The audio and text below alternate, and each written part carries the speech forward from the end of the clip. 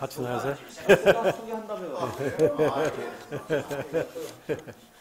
자, 정세원 문화원장 설명상입니다. 저희가 한 달에 한 번 하는 패러다임 시프트, 오늘은 강원대학교 정수석 교수 모시고 깨달음과 행복 그리고 자유에 대해서 말씀 나눠보도록 하겠습니다. 뭐 본인이 쌤도 하시고 그다음에 이거 공부도 많이 하신 분이라 저희가 많은 기대 가지고 들어도 좋을 것 같습니다. 저 강사원 모시겠습니다. 네.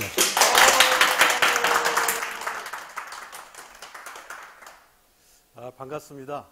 제가 이 주제를 좀 준비하게 된 거는 작년인가에 그 장대섭 씨라고 이제 신관하는 이야기 그거에 전문하신 분이 이 자리에서 그 어떤 행복에 대해서 강의를 좀 한 게 있습니다. 그래서 제가 그분은 이제 여러 자료들을 이렇게 취합을 해가지고 리뷰를 쭉 하시면서 여러 자료들을 설명을 하셨는데 그걸 들으면서 조금 더 요약하면 좋겠다 뭐 이런 생각을 좀 했어요.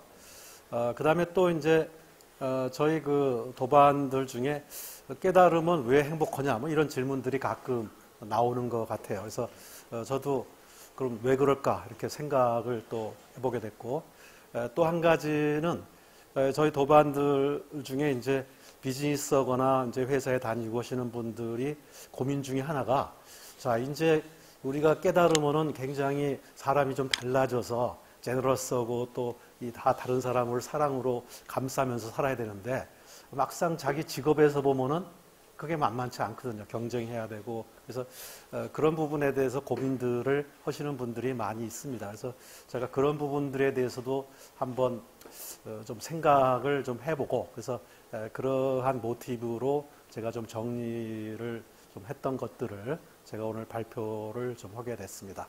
자, 그럼 시작하겠습니다.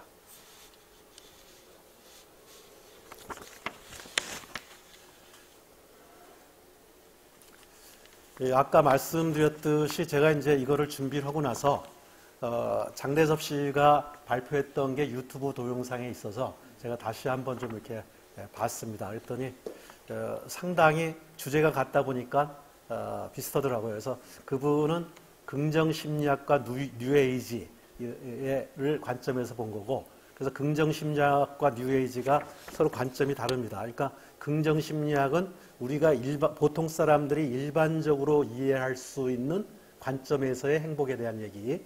그 다음 뉴에이지는 깨달은 사람들이 생각하는 뭐 행복. 그래서 거기는 신건하는 이야기나 뭐 해피어란 책 이런 책에서 나온 얘기들 이런 걸 가지고 주로 접근을 해서 두 개가 서로 이렇게 대비가 됩니다. 서로 어프로치가. 그래서 그 두 가지를 하는데 저도 이제 깨달음과 행복 및 자유 이렇게 하다 보니까 깨달음은 왜 행복하느냐 이건 기본적으로 약간 뉴에이지적 접근에서 시작하는데 제가 이제 이거를 준비한 거는 완전히 깨달은 사람만 행복한 건지 아니면은 이 깨달은 과정에 있는 조금 깨달은 사람도 그럼 행복한 건지 이제 이런 부분에 대한 좀 생각을 좀 해보고 싶었고요. 그래서 이제 그런 측면에서 보면은 뉴에이지의 주장은 어떻게 보면 깨달은 사람 입장에서의 얘기인데 일반 사람들은 사실 그렇게 공감하기가 굉장히 힘들거든요. 그래서 일반 사람들이면서 약간 깨달아가는 사람들의 입장에서 주로 이제 보는 이런 쪽으로 준비를 했습니다. 자, 그래서 이제 몇 가지 들어가기 전에 질문은 깨달으면 행복하고 자유로워진다고 한다. 정말 그럴까? 근데 그게 완전히 깨달아야만 그렇게 될까? 아니면은 깨달은 만큼 그렇게 느낄까? 그러니까 정도나 수준의 문제일까? 그 다음에 깨달음은 이타적 행동을 한다고 하는데 이거는 하나의 윤리적 얘기냐 아니면 실제 팩트이냐라고요. 참고로 우리 교육은 기본적으로 항상 사람들의 사회화를 추구하기 때문에 착하게 살아라 이렇게 얘기를 합니다. 또 이쪽에 깨달음 공부를 한다는 사람들도 항상 보면은 팩트와 윤리가 막 버무려져 있어가지고 저게 뭐 진짜 팩트인지 아니면 그렇게 되는 게 바람직하다고 생각해서 그렇게 이겨낸 건지 이런 것들에 대해서 항상 혼선이 오죠.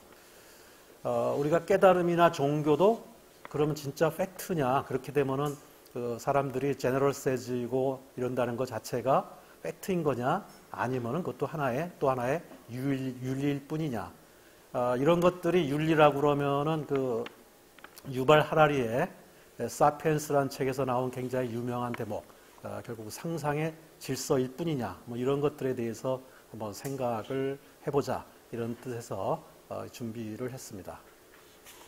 첫 번째는 깨달음에 대해서는 간략하게 보겠습니다. 나는 누구인가 어디서 왔다가 어디로 가는가.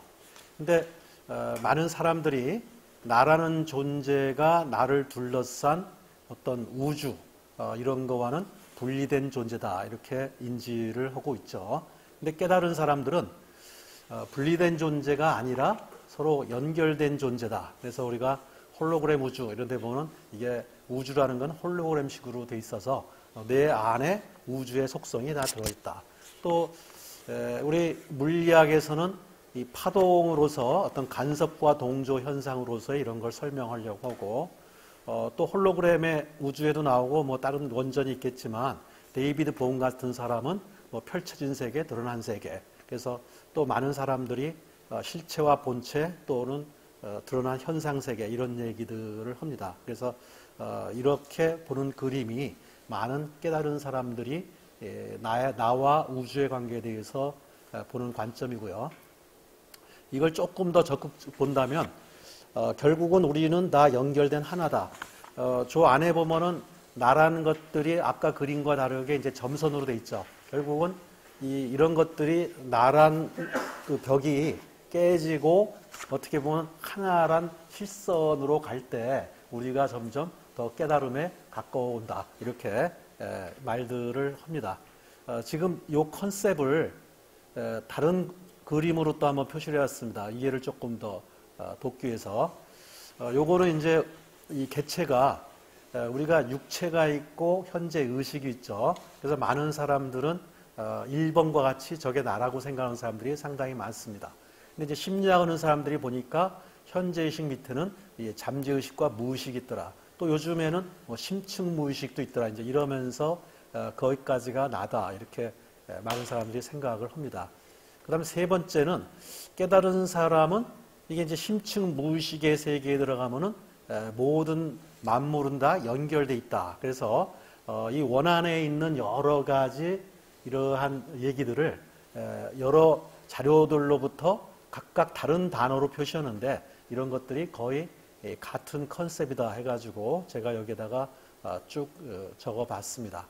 그리고 이 뿔처럼 나와 있는 거는 나이면서 그것도 다 만유죠. 그래서 과연 나라는 존재가 육체 플러스 뇌냐 아니면 육체 플러스 정신이냐 육체와 혼과 영어로 되어 있느냐 뭐 이런 것들이 많은 깨달은 사람들이 얘기하는 거는 가장 확장된 나고 깨닫지 못한 사람들은 1번이나 2번 이런 수준에 머무르고 이렇게 보여집니다. 자, 그래서 깨달았다고 하는 사람들이 쓴 여러 가지 책들을 한번 자료들을 정리를 해봤습니다. 그래서 아까 그 그림을 조금 분해해서 표시한 겁니다. 나와 전체 놓고 전체도 눈에 보이는 현상세계 또 그 안에 들어있는 실제세계 그 다음 나는 육체, 마음, 혼 그 다음에 나의 전체성 이렇게 보고 그래서 거기 맨 위에 보면은 대중들의 상식으로서는 나라는 거는 바디와 마인드, 뭐 소울을 인정하는 사람도 있고 없는 사람도 있고 그 다음에 이제 현상 세계는 우주 만유, 실제 세계는 우주 원리 이 정도로 이해를 하고 있고 그 다음에 우리 참나 찾기에서 보는 거 양자역학, 도가, 소승, 대승, 힌두 그 다음에 또 그 윤회에 대해서는 소승, 대승 또 대승 안에서도 여러 사람마다 상당히 좀 보는 관점이 좀 차이가 있는 것 같습니다. 그래서 쭉 정리를 좀 해봤습니다. 그래서 또 다음번 또 그런 여러 사람들이 얘기한 그런 것들에 대해서 정리를 한 게 되겠습니다. 요거는 설명 안 하고 그냥 넘어가겠습니다. 나중에 필요하신 분은 한번 꼼꼼하게 읽어보시면 되겠습니다. 그래서 이제 개체와 전체의 관계도 결국은 이렇게 볼 수 있고, 그래서 이런 것들이 깨달은 거고, 그러면 이제 우리가 주제가 행복과 자유니까 기본적으로 이러한 여러 분야의 종교나 또는 학문의 이런 여러 분야에서 인간을 어떻게 보느냐 보면은 이 과정적 목표가 있고 최종 목표는 행복이고 그 다음에 분야에 따라서 시간을 타임 호라이즌을 현생이냐 전생이냐 이 전생은 현생 플러스 이제 죽어서까지 되는 거 포함되는 거고 윤회를 인정하는 경우는 태어나기 이전의 생 또 현재의 생 내생이 되겠죠. 그래서 요거는 각각 그 주장에 따라서 이 전생의 타임 호라이즌이 어디냐는 조금 달라집니다. 근데 이런 것들의 모든 목표가 결국은 행복이 아니겠느냐 이렇게 생각을 해봤습니다. 지금까지 깨달음이 무엇인지에 대해서 얘기를 했고요. 두 번째는 그럼 이제 깨달으면은 왜 행복해지느냐 이거에 대한 여러 가지 관점에서 접근을 해봤습니다. 그래서 깨달음은 욕구가 충족되어 충분한 만족과 기쁨을 느끼는 상태 이렇게 했고 그 다음에 네 관점에서 이제 5가지 관점으로 이걸 들여다봤고요.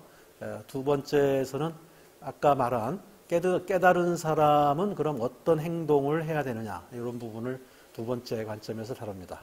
하나씩 봐나가겠습니다. 자, 깨달으면은 이제 행복해진다. 이거는 결국 이제 나라는 게 현재 보이는 나가 아니라 참나라는 게 존재한다. 그리고 나는 우주다 또는 소우주다라는 거죠. 그러면 깨닫지 않은 사람 입장에서는 우주란 광대한 우주 속에서 나라는 거는 아주 미미한 존재고 나와 우주는 또 나와 타인은 분리된 존재입니다. 근데 깨닫게 되면은 바로 내가 확장된 우주적 존재고 또 나와 우주는 바로 뗄래야 뗄 수도 없고 어떤 하나로서 느껴질 수 있다. 그렇게 되면은 우주적 나가 되면은 나란 존재가 굉장히 존귀합니다. 근데 이거는 나뿐만 아니라 남도 존귀한 거고 우주 만물이 다 존귀한 거다. 그래서 우리 부처님이 말씀하신 유아독전 굉장히 존귀한 존재다. 이렇게 생각하면은 이 자존감이 굉장히 확대되는 것 같아요. 아까 굉장히 미미하고 왜소한 나에서 굉장히 큰 나. 그래서 나란 컨셉이 바뀌면은 나에 대한 자존감이 확대가 되고 거기에서 행복감을 느낄 수 있다. 이렇게 봤습니다. 아까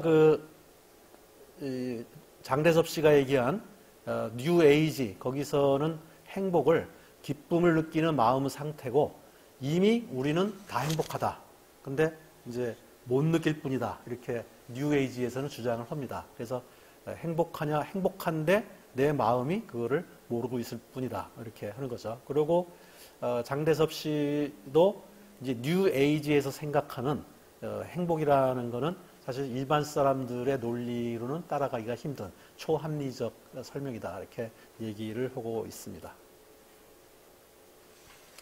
이제 두 번째는 이 만족이론. 아까 행복이라는 게 이제 만족된 상태죠. 그래서 만족이라는 상태에서 보는데 만족이론에서 다시 이제 두 가지로 나누는데 첫 번째는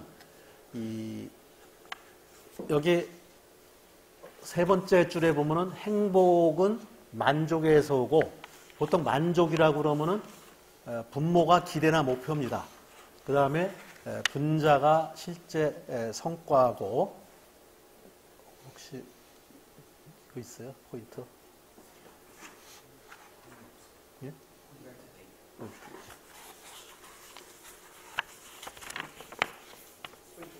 네. 포인트를 넘기는 것도 있어요. 일단 뭐 포인트만.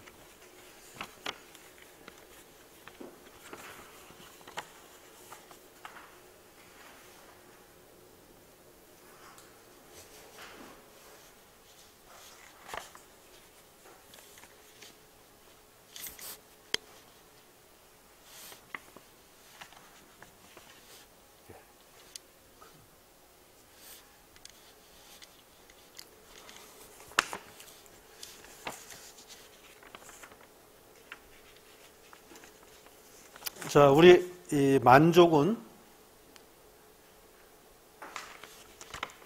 이 만족이라는 것은 어떤 기대 대비 실제 또는 목표 대비 성과 이렇게 이걸 만족이라고 봅니다. 그래서 만족해야 행복하죠. 근데 이제 만족을 하는 방법이 여러 가지가 있습니다. 하나는 내가 목표를 설정한 것을 달성하기 위해서 열심히 노력을 해서 성과를 달성하는 거죠. 그래서 성과를 달성하는 이러한 방법이 있고 또 한 가지는 실제 근데 내가 실제가 있는데 실제를 내 목표에 맞춰서 실제를 변화시키는 게 굉장히 어렵습니다. 그래서 훨씬 쉬운 방법은 현실에 맞춰서 나의 기대를 거기에 맞추는 게 굉장히 쉬워요. 그래서 실제에 맞춰서 나의 기대를 실제에 맞게 낮추는 거죠. 그렇게 되면은 좀 행복할 수 있습니다. 그래서 행복의 두 가지 방법이 있고요. 제가 볼 때는 좀 유학에 가까운 사람들은 굉장히 열심히 노력해서 목표를 달성해라. 뭐 이러한 좀 느낌이 들고, 도가 쪽은 욕심을 버려라. 욕심을 버려도 잘 될 거야. 뭐 이런 것들이 도덕경에 상당히 많이 나옵니다. 그래서 뭐 도덕경 같은 경우도 그 춘추 전국 시대에 굉장히 혼란하고 사람들이 굉장히 욕망이 들끓고 불행을 느껴서 그런 상황에 대해서 노자가 도덕경을 썼다. 뭐 이런 얘기도 있는 것 같습니다. 그 다음에 이제 이런 거의 대표적인 세대는 일본의 사토리 세대인데 혹시 들어보셨어요? 일본의 득도 세대.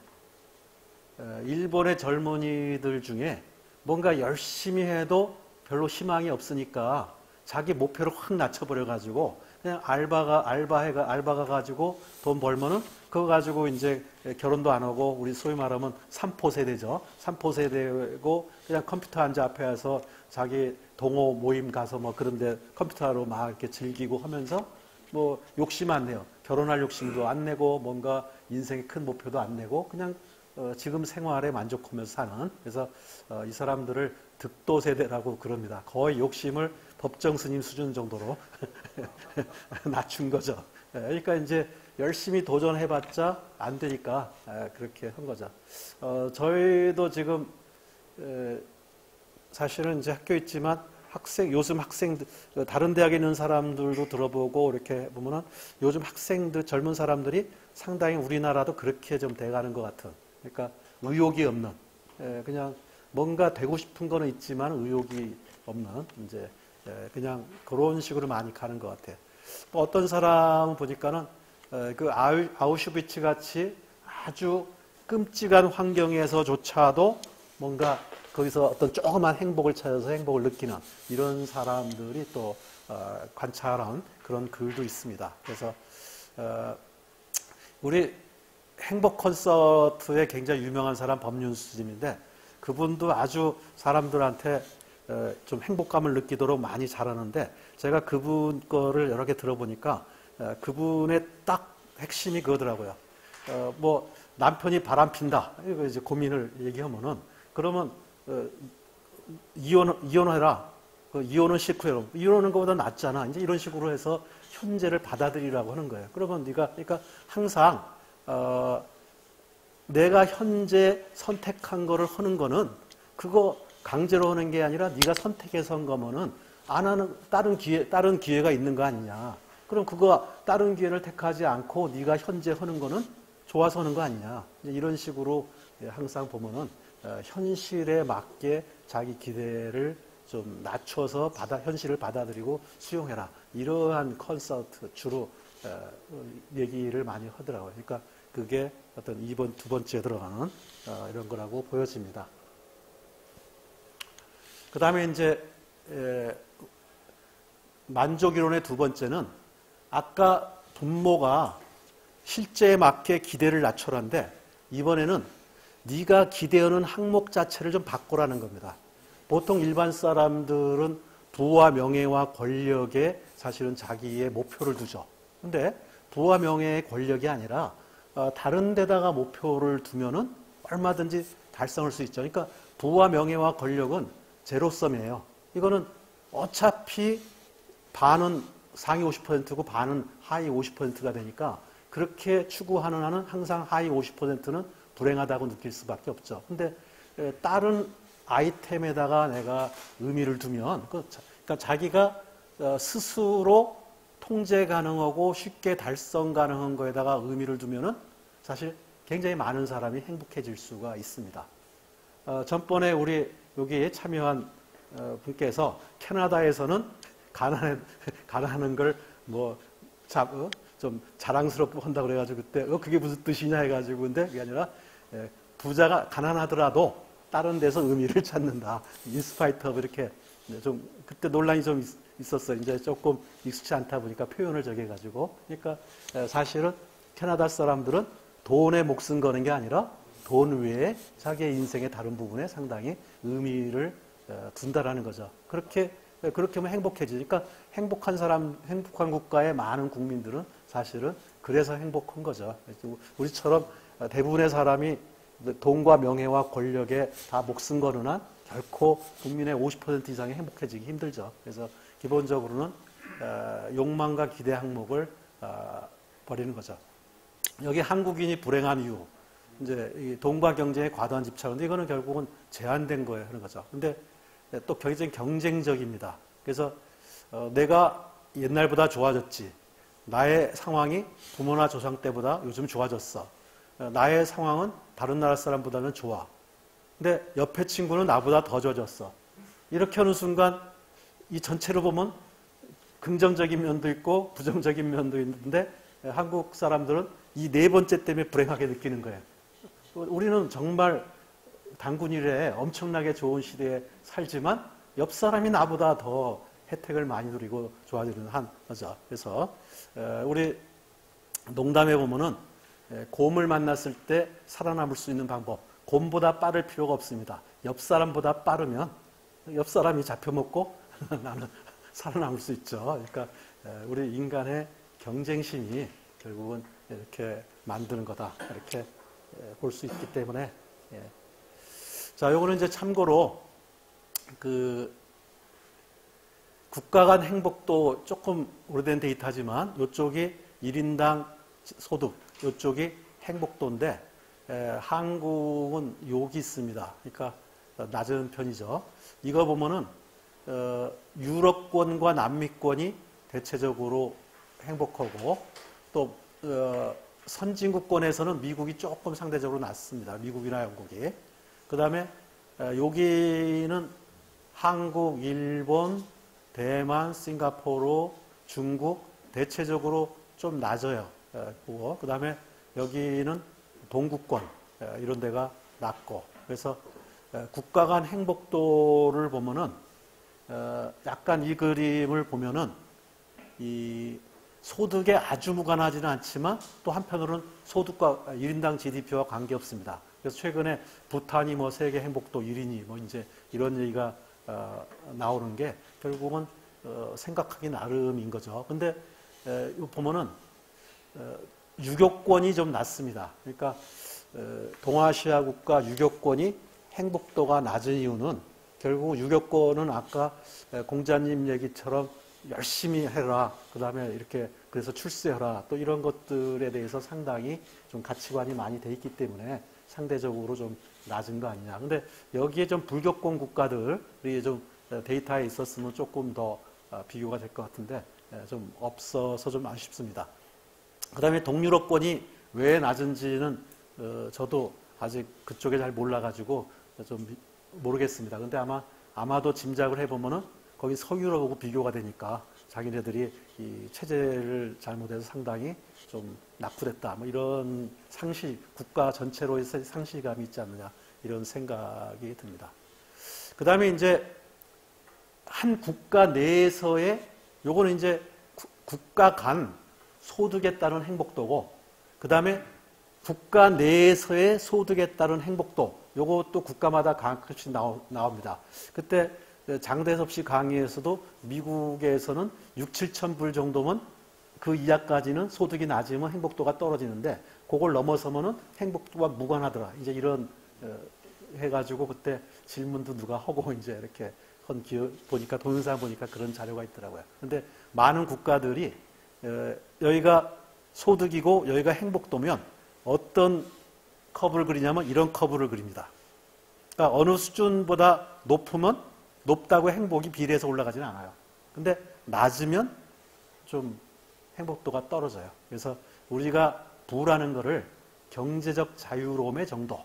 그러니까 없으면 불편하지만 어느 정도만 있으면 그 다음에 부에서 자유로운 이렇게 보는 관점이 있고 실제로 그런 데이터를 나타냅니다. 그래서 이제 아까 행복도를 높이기 위해서는 가치가 내가 중요하다고 생각하는 거를 바꿔라. 그러니까 분모를 바꿔라. 그건 이제 어떤 사람은 일에서, 어떤 사람은 취미에서, 어떤 사람은 가족에서, 종교에서, 정신세계나 깨달음에서 깨달음을 추구하는 사람들이 다른 사람보다 더 행복할 수 있는 가능성은 여기에 있는 거죠.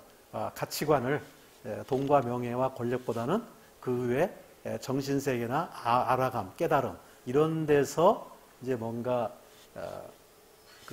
자기의 인생의 의미를 찾는다라고 그러면 그거는 실제 자기가 통제 가능한 거고 노력만큼 달성 가능한 거기 때문에 그렇게 되는 거죠. 그래서 이런 깨닫게 되면 인간의 존재의 행복에 대해서 우리 속담에 개똥밭에 굴러도 저승보다 이승이 낫다. 근데 이게 한국의 요즘 젊은 사람들 중에 헬조선이라고 그러는데 사실은 산다는 것 자체가 굉장히 큰 행복이다 이렇게 볼 수 있죠. 그리고 우리 생각해 보면은 내가 이 자리에 존재한다는 게 정말 어마어마한 확률로 존재하는 건데 정말 귀한 거죠. 그래서 그 다음에 이제 우리 하기 쉽지 불영열화 이런 단어도 있지만 우리 알아가고 깨달아간다는 것 자체가 굉장히 거기에 어떤 의미를 두면은 상당히 행복한 거죠. 그래서 이런 것 때문에 그래서 그 다음에 전에 제가 밴드에다가 누가 이거 행사 올렸길래 우연히 두 개가 겹쳐서 두 사람이 각각 같은 날에 보니까 저한테 뭘 보냈어. 밴드에 하나 올리고 하나 해서 여기다가 써놨는데 이 빨간 머리 앤 같은 데 보면은 굉장히 일상에서의 달성 가능한 행복의 의미를 두고 매일 이렇게 행복감을 느끼고 이렇게 살아가는 이런 삶의 태도를 볼 수가 있습니다. 그래서 우리가 행복도를 높이기 위한 방법에 그런 행복에 대한 자기의 가치관 또는 의미를 두는 아이템을 바꾸면 되는 거죠. 다음으로는 이제 불교에서의 깨달음 을 한번 보겠습니다. 불교에서는 오온이나 12연기 이런 걸 통해서 좀 감정을 초월하고 노회락을 초월하고 또 불교 대승의 깨달음은 인간의 존재와 우주. 그래서 바로 불교의 깨달음은 인생의 기대나 목표 항목 변경하고 아까 기대값 조절하고 이런 것들에 대해서 불교의 가르침이 연결되어 있다고 보여집니다. 요거는 불교에서 얘기하는 오온, 색수상 행식을 제가 양자물리학으로 본 마음 요거 쪽에서 나온 거와 서로 한번 좀 같이 대입을 시켜서 좀 이해하기 쉽게 조금 그려봤습니다. 그래서 실제 세계가 있고 나는 내 감각기관이 그거를 받아들여서 나한테는 그게 퍼시브드 된 세계죠. 그래서 이 퍼시브드 세계는 결국 마야하고 이제 거기에 따라서 행동해서 행동하다 보면 나의 식이 쌓여서 나의 감정 체계나 기억 체계가 되고 요게 양자 물리학에서 보면은 뉴런망이 형성돼서 거기에 감정에 중독이 된다 이런 표현이 나오죠. 그게 불교에서의 업식과 비슷하다고 보여집니다. 그래서 여기 보면은 근데 이제 이걸 깨려면 내가 과거에 불행하다 또 고통스럽다 이러한 데서 깨려면은 거기는 이런 식으로 인식된다 구성된다는 것만 아는 거 가지고도 뉴런망이 해체되기 시작한다. 과거에 누련망이, 그리고 새로운 누련망이 다시 형성된다. 그러니까 나의 습관이 내가 이렇게 해서 이렇게 되는구나라는 것을 아는 순간 벌써 해체되기 시작하고 다른 생각을 하면 새로운 뉴런망이 생겨서 새로운 감정체계가 되는 거죠. 그래서 이런 인식 메커니즘의 이해, 이런 것 자체가 신경망을 재구성한다. 그래서 생각이 바뀌면 행동이 바뀌고, 행동이 바뀌면 습관이 바뀌고, 습관이 바뀌면 운명이 바뀐다. 뭐 이제 이런 공식을 했습니다. 요거는 제가 이제 또 불교의 여러 강의들을 듣고 정리를 한 겁니다. 우리 남 교수님 앞에서 이거 하려니까 좀 부끄러운데 저는 그냥 여기저기 동영상, 책 본 거는 하나 정도, 그 다음에 동영상에서 여러 불교에 대해서 강의하는 거 듣고 제가 좀 한번 해봤습니다. 그래서 실제는 상한 세계인데 우리가 퍼셉션은 무상하고, 그래서 정견, 정해, 있는 그대로 보라 이렇게 하고, 근데 이제 우리는 퍼셉션의 세계다 보니까 인지 오류에 빠집니다. 인지 오류를 불교에서는 이제 무명과 무지, 또 실제로 우리 뇌 구조에서는 디시전 메이킹이에요. 의사결정을 효율적으로 하기 위해서 인지 오류를 뇌가 가지고 있는 겁니다. 이거 자체가. 왜냐하면 있는 걸 다 그대로 보면은 감당이 안 돼요. 그 다음에 디시전이 굉장히 느려지기 때문에. 우리 선입관, 그러면은 옛날에 수렵 채취 시대에 사냥 나갔다가 낯선 사람을 딱 봤는데 쟤가 내 친구냐 적이냐를 빨리 파악해야 내가 그 다음 대책이 되는데, 그냥 쟤를 충분히 안 다음에 파악하자 하는 순간 나는 잘못하면은 죽을 수도 있는 거죠. 그래서 어떻게 보면은 이 선입관이나 첫 인상 이런 것들이 상당히 오류가 많음에도 불구하고 장점이 있는 거죠. 그래서 인간은 그런 정확성과 어떤 신속한 의사결정의 상충관계 속에서 자기 나름대로 오류를 형성하는, 그러니까 오류 자체가 목적은 아니지만 결과적으로 어느 정도 인지의 오류를 허용하는 이런 식으로 진화가 되어 왔다고 보여집니다. 그래서 역사와 시대와 지역과 감정과 가정과 DNA, 그 다음 사회와 교육, 환경, 경험, 습관, 의식, 자기애 이런 것들을 통해서 개인이 가지고 있는 이기심과 탐욕, 또 심리학이나 행동경영학에서 얘기하는 거, 사람 평가의 오류, 할로 이펙트, 프로젝션, 스테레오타이핑, 또 아까 뇌과학에서 뉴런망 감정의 중독, 좁고 단기시야, 어떤 이념과 관념이 4대 우상, 윤리기범, 인주구조화, 그 다음에 스몰 샘플이랑 바이스드 샘플 이런 것들에 의해서 인지 오류가 생기다 보니까 내로남불, 뭐 내가 하면 로맨스고 나면 불륜이고, 또 합리화, 자기기만, 착각 이런 것들이 결국은 생겨나는 거죠. 그래서 우리는 깨달음으로 가는 거는 이런 것들에 의해서 내가 인지 오류가 항상 생기는 것을 자각하고 이런 것들을 벗어나서 바로 보고 올바르게 깨닫고, 그래서 어떤 탐욕과 이기심에서 벗어나고 명상을 하고 합리성과 객관성하고 항상 데이터나 팩트를 중시하고 역지사지, 내재적 접근, 시스템 사고, 넓고 장기시야, 빅 스토리, 빅 샘플, 지식과 지혜. 그래서 지식과 지혜 이 두 가지는 구분이 되지만 사실은 저는 상당히 겹치는 부분도 많다고 봅니다. 그래서 결국은 있는 그대로 보는 이런 게 이제 뭐 여러 가지 불교나 학문들에서 얘기하는 거를 정리를 좀 해봤습니다.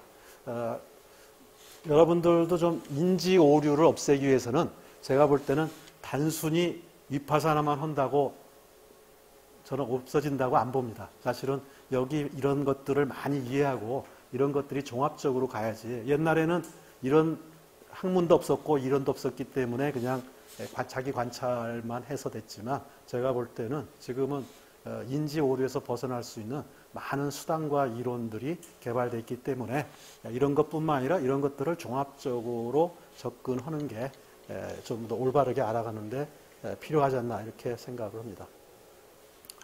세 번째는 이제 왜 깨달으면은 행복해지는가에 대해서, 요거는 이제 우리 품질에서 보면은 품질이 여기가 좋고 나쁘고 했을 때 만족도가 높고 낮고 이렇게인데, 요 만족도를 행복이라고 봐도 됩니다. 제가 누구한테 칭찬을 하면 그 사람은 기분이 좋아요. 근데 내가 칭찬 안 한다고 해서 그 사람이 화나지 않아요. 불만이 안 나요. 그래서 그런 거를 우리가 매력 요소라고 합니다.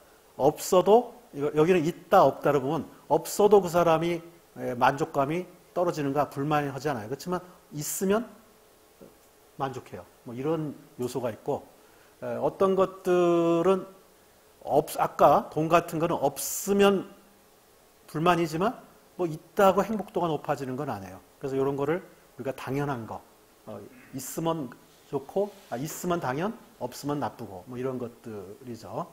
그 다음에 어떤 것들은 이제 이 정도에 따라서 같이 이렇게 되는 이런 세 가지 차원이라 그러면, 일반 사람들은 아까 이제 실제, 기대 대비 실제라고 그랬는데, 이 자꾸만 세상이 좋아지면서 더 좋은 물건이 자꾸만 나옵니다.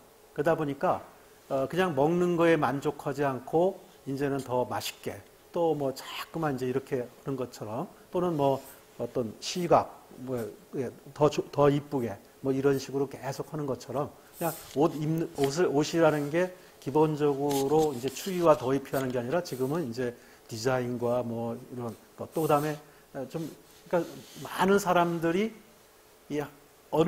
처음에 어떤 게 주어지면은 만족하는데 그게 계속 주어지면은 그 다음 욕망이 더 증가합니다. 그래서 더 높은 걸 바래요.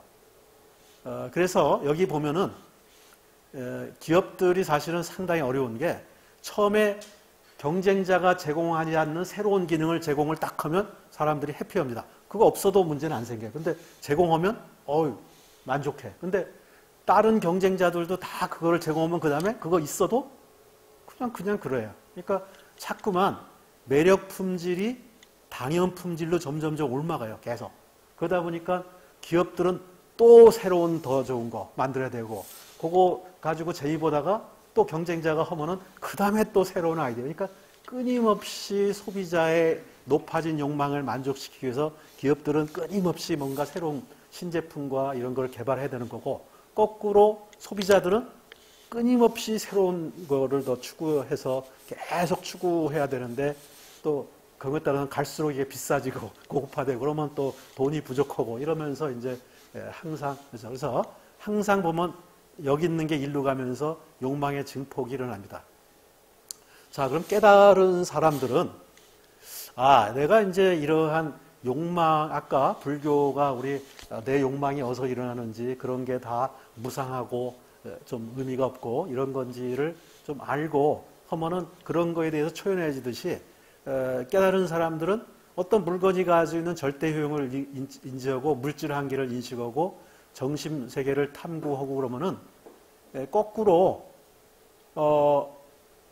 이렇게 생각했던 게 일로 갑니다. 그러니까 다 이제 당연한 게 아니라 고마운 게 되는 거고 불만이 아니라 그냥 뭐 평온한 고통과 불만에서 벗어나서 평온한 감정이 되는 거죠. 그러니까 일반 사람들의 욕구 체계는 시간이 갈수록 일로 가는데 깨달은 사람의 욕구 체계는 역방향으로 가는 거죠. 그러니까 항상 이런 상태의 감정이 유지될 수 있다. 이렇게 좀 볼 수 있을 것 같습니다. 근데 여기서 이제 저도 아직은 답을 못 내린 결론은 불교에 보면은 고통에서 벗어나는 거예요.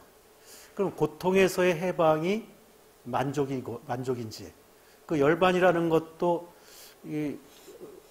저도 잘 모르지만 안 해봤으니까 그 불교의 여러 가지 저기 보면은 그냥 고통에서 벗어난 평화로운 상태로 표시하는 데도 있고 어떤 데는 또 극락이라고 표시해요. 극락하면은 굉장히 아주 극도로 즐거운 상태. 그러면 또 우리가 희노애락을 벗어난 평정한 상태가 좋은 건지 아니면 뭔가 업된 상태. 그러니까 엔돌핀이나 옥시토신이나 이런 것들이 막 소위 말해 이제 따져보면 우리가 즐거울 때는 다 뇌에서 분비된다고 그러죠. 그러니까 그런 것들이 막 분비돼서 기분이 지금 상당히 고양된 상태를 의미하는 거지. 그러니까 이 이쪽 고통에서의 해방이라는 것 자체가 이 평정한 상태인지 아니면 굉장히 업돼 있는 상태가 유지되는 건지 저도 이 부분은 사실은 좀 잘 모르겠습니다. 불교에서 얘기하는 그게 뭔지. 그 다음에 좀 그래서 이 부분은 한번 그림으로만 과연 우리가 고통에서 벗어나고 한다는 것 자체가 어떤 건지 한번 제시를 해봤고요. 요거는 이제 네 번째는 이 자기 실현 욕구와 성취감. 자, 우리 이제 인간의 욕구 단계가 있는데 아까 이 많은 사람들은 소위 말하는 이제 생리적 욕구 요쪽에 굉장히 치우칩니다. 근데 좀 정신 세계를 추구하나 깨달은 사람들은 이 자기 실현 욕구 쪽을 상당히 중시하죠. 그래서 자기 실현 욕구에는 이제 능력의 개발과 활용인데 이게 이제 저는 자기 실현을 세 가지로 한번 저는 나눠봤습니다.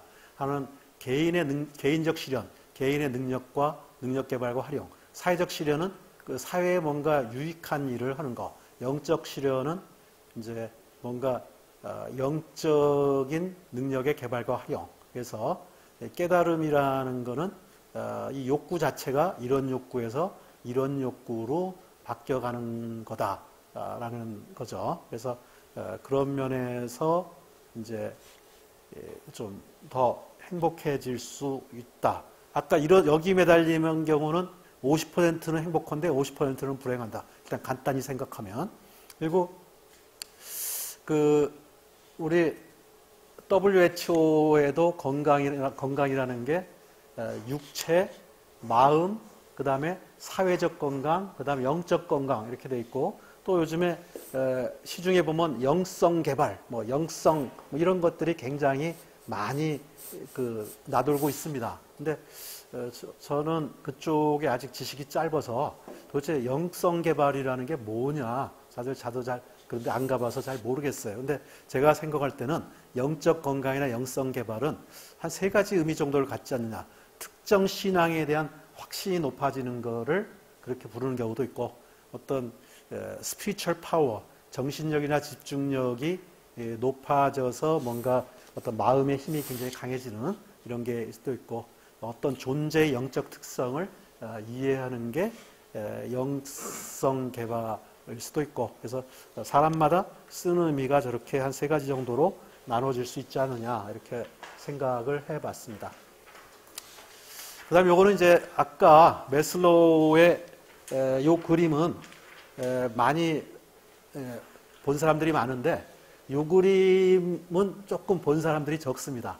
우리가 욕구 단계가 올라가면 과거 욕구가 싹 없어지는 게 제로화되는 게 아니고 사실은 같이 존재하는데 강도가 낮아질 뿐이다라는 거죠. 기본적으로. 그래서 요 그림이 사실은 더 정확한 그림입니다. 그러니까 우리 가끔 보면은 깨달았다고 하는 그 도사나 도인이나 또는 스님들이 행동하는 거 보면은 이 아닌 것 같은 이런 행동을 굉장히 많이 보여요. 그래서 결국은 상위 욕구에 올라간 사람도 이 하위 단계 욕구들에 대해서 완전 해방이 아니라 상당히 좀 약해져 있는데 이거 자체가 충족이 안 되면 다시 사실은 일로 갈 가능성도 상당히 높습니다. 기본적으로. 그래서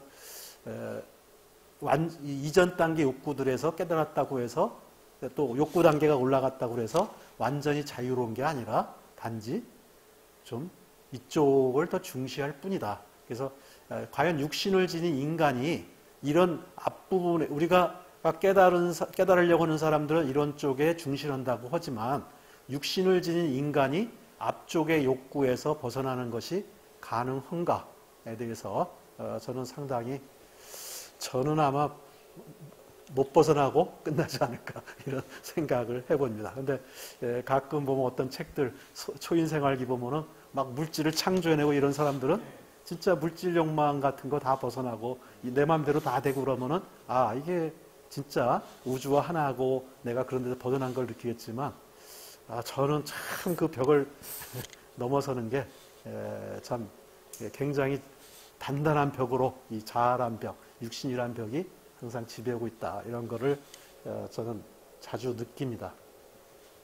요거는 이제 능력 개발.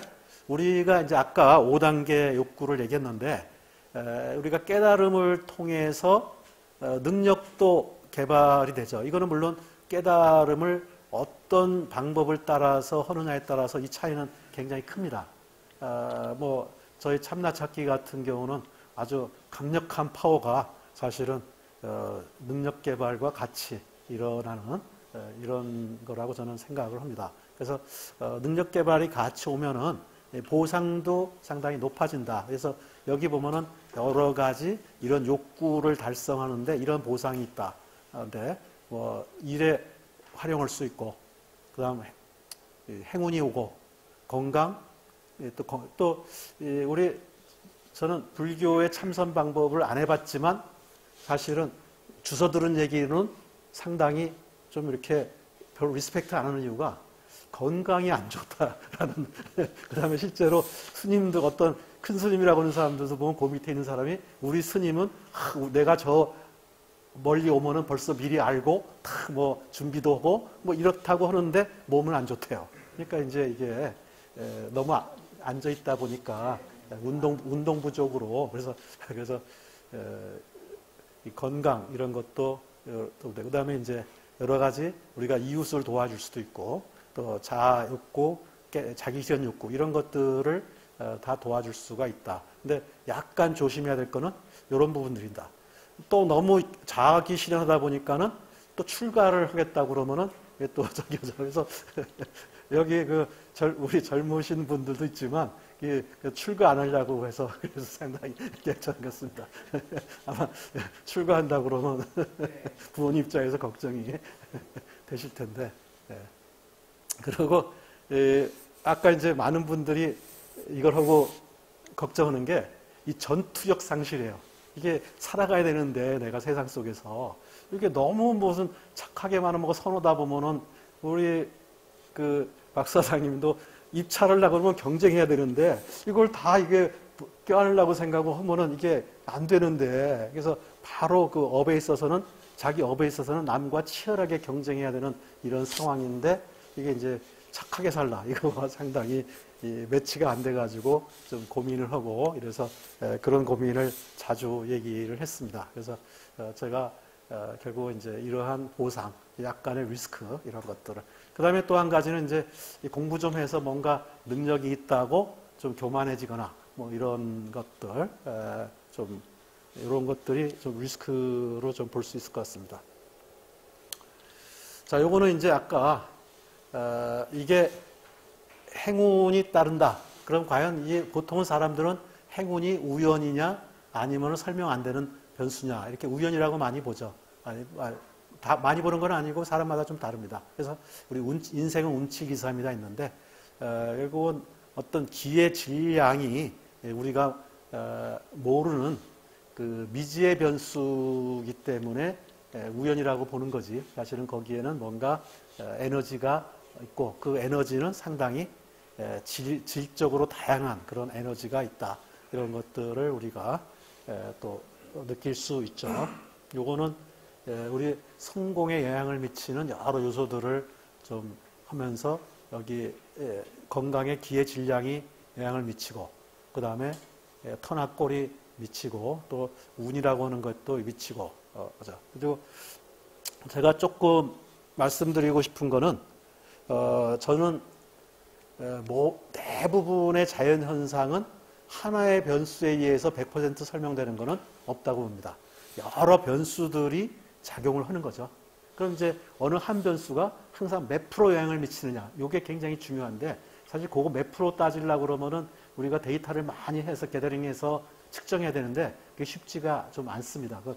아마 굉장히 빅데이터가 필요할 거예요. 이런 부분에 하려면. 근데 여하튼 간에 어느 하나의 변수가 100% 모든 걸 해결한다라고 생각하는 사람들이 간혹 있는데, 그거는 이 세상은 그런 경우가 거의 없다. 대부분은 여러 원인들에 의해서 결정이 되고, 그 중에 요거는 한 부분이고, 단지 우리가 관심을 가지는 건 요게 몇 퍼센트 정도의 영향을 미칠까, 뭐 이런 정도는 항상 관심 갖고 데이터를 한번 나름대로의 축적할 필요가 있다.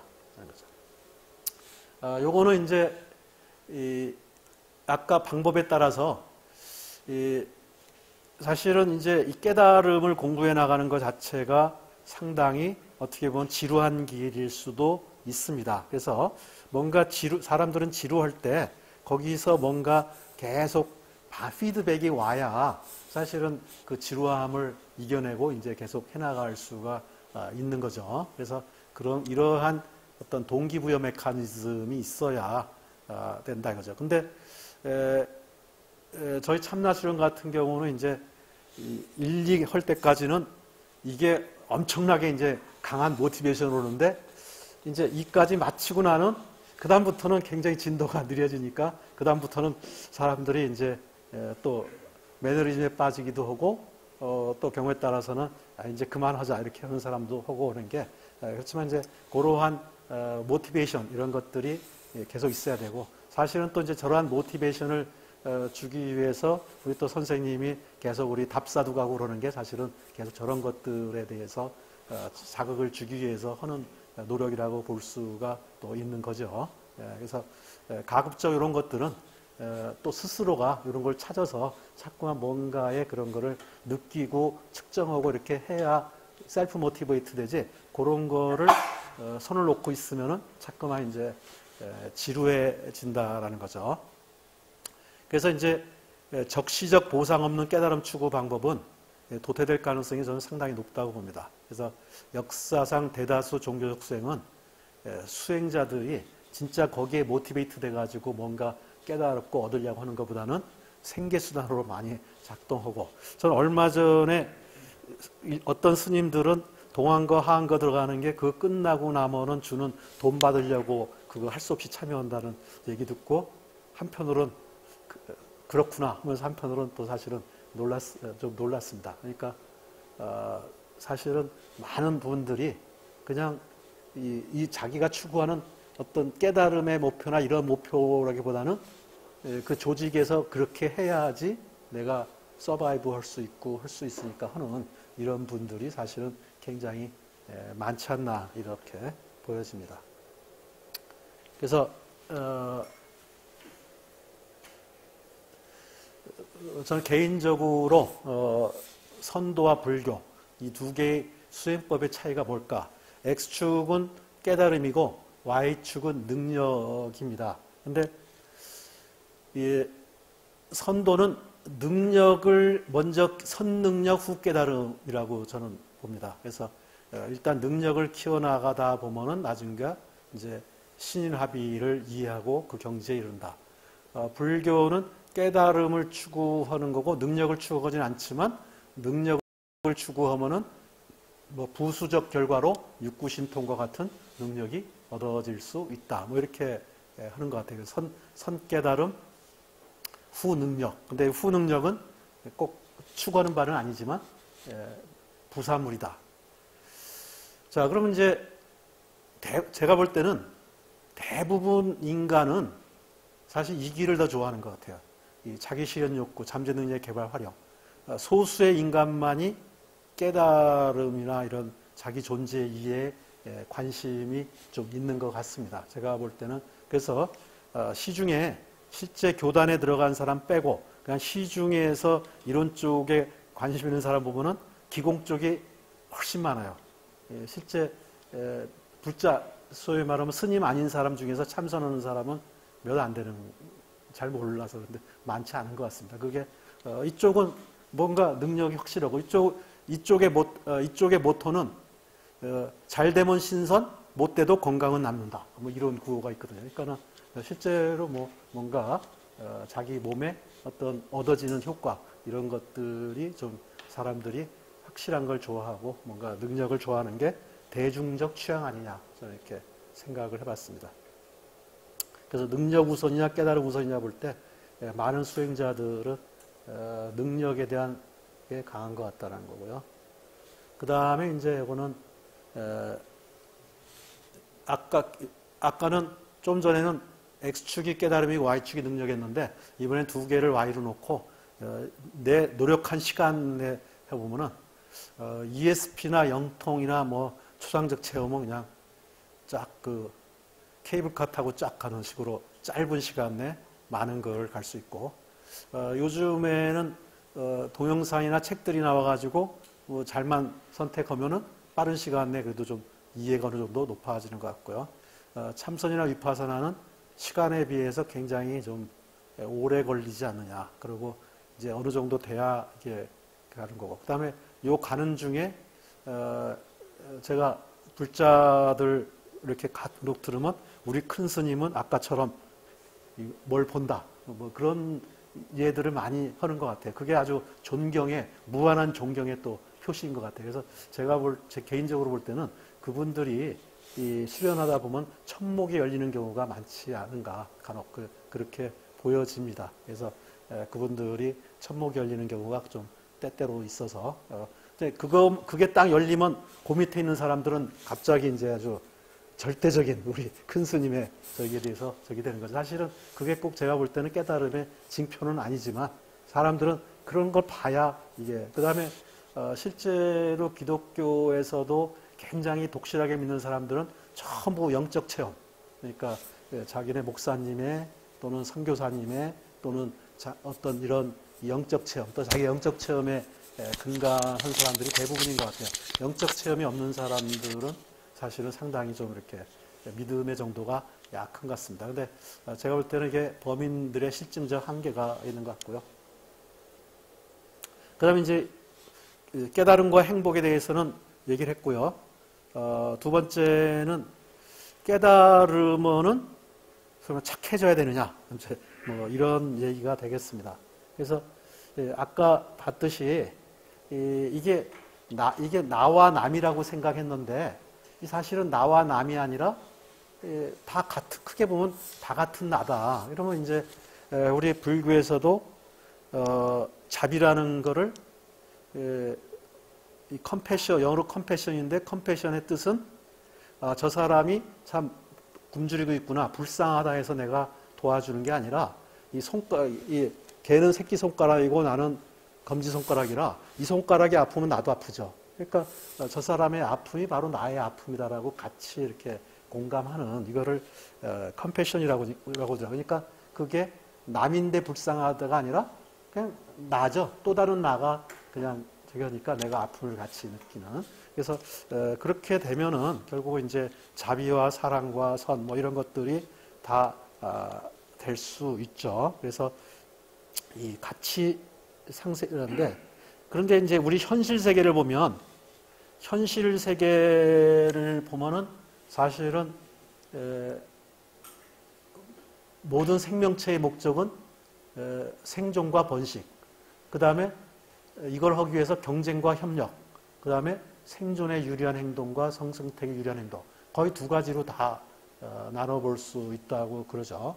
그래서 생태계에서는 그렇게 착한 거가 아니고 잡아먹고 기생하고 경쟁하고 또 때로는 협력하고 이런 것들이 다 같이 존재하고, 그 다음에 생명체별 생존율을 보면은 인간은 지금 태어나가지고 거의 지금 이제 생존하지만 대부분의 생명체들은 굉장히 많이 태어나서 적게 생존합니다. 이 생존율이 바로 얼만큼 삶이 각박하냐, 힘드냐의 정도라고 보면 돼요.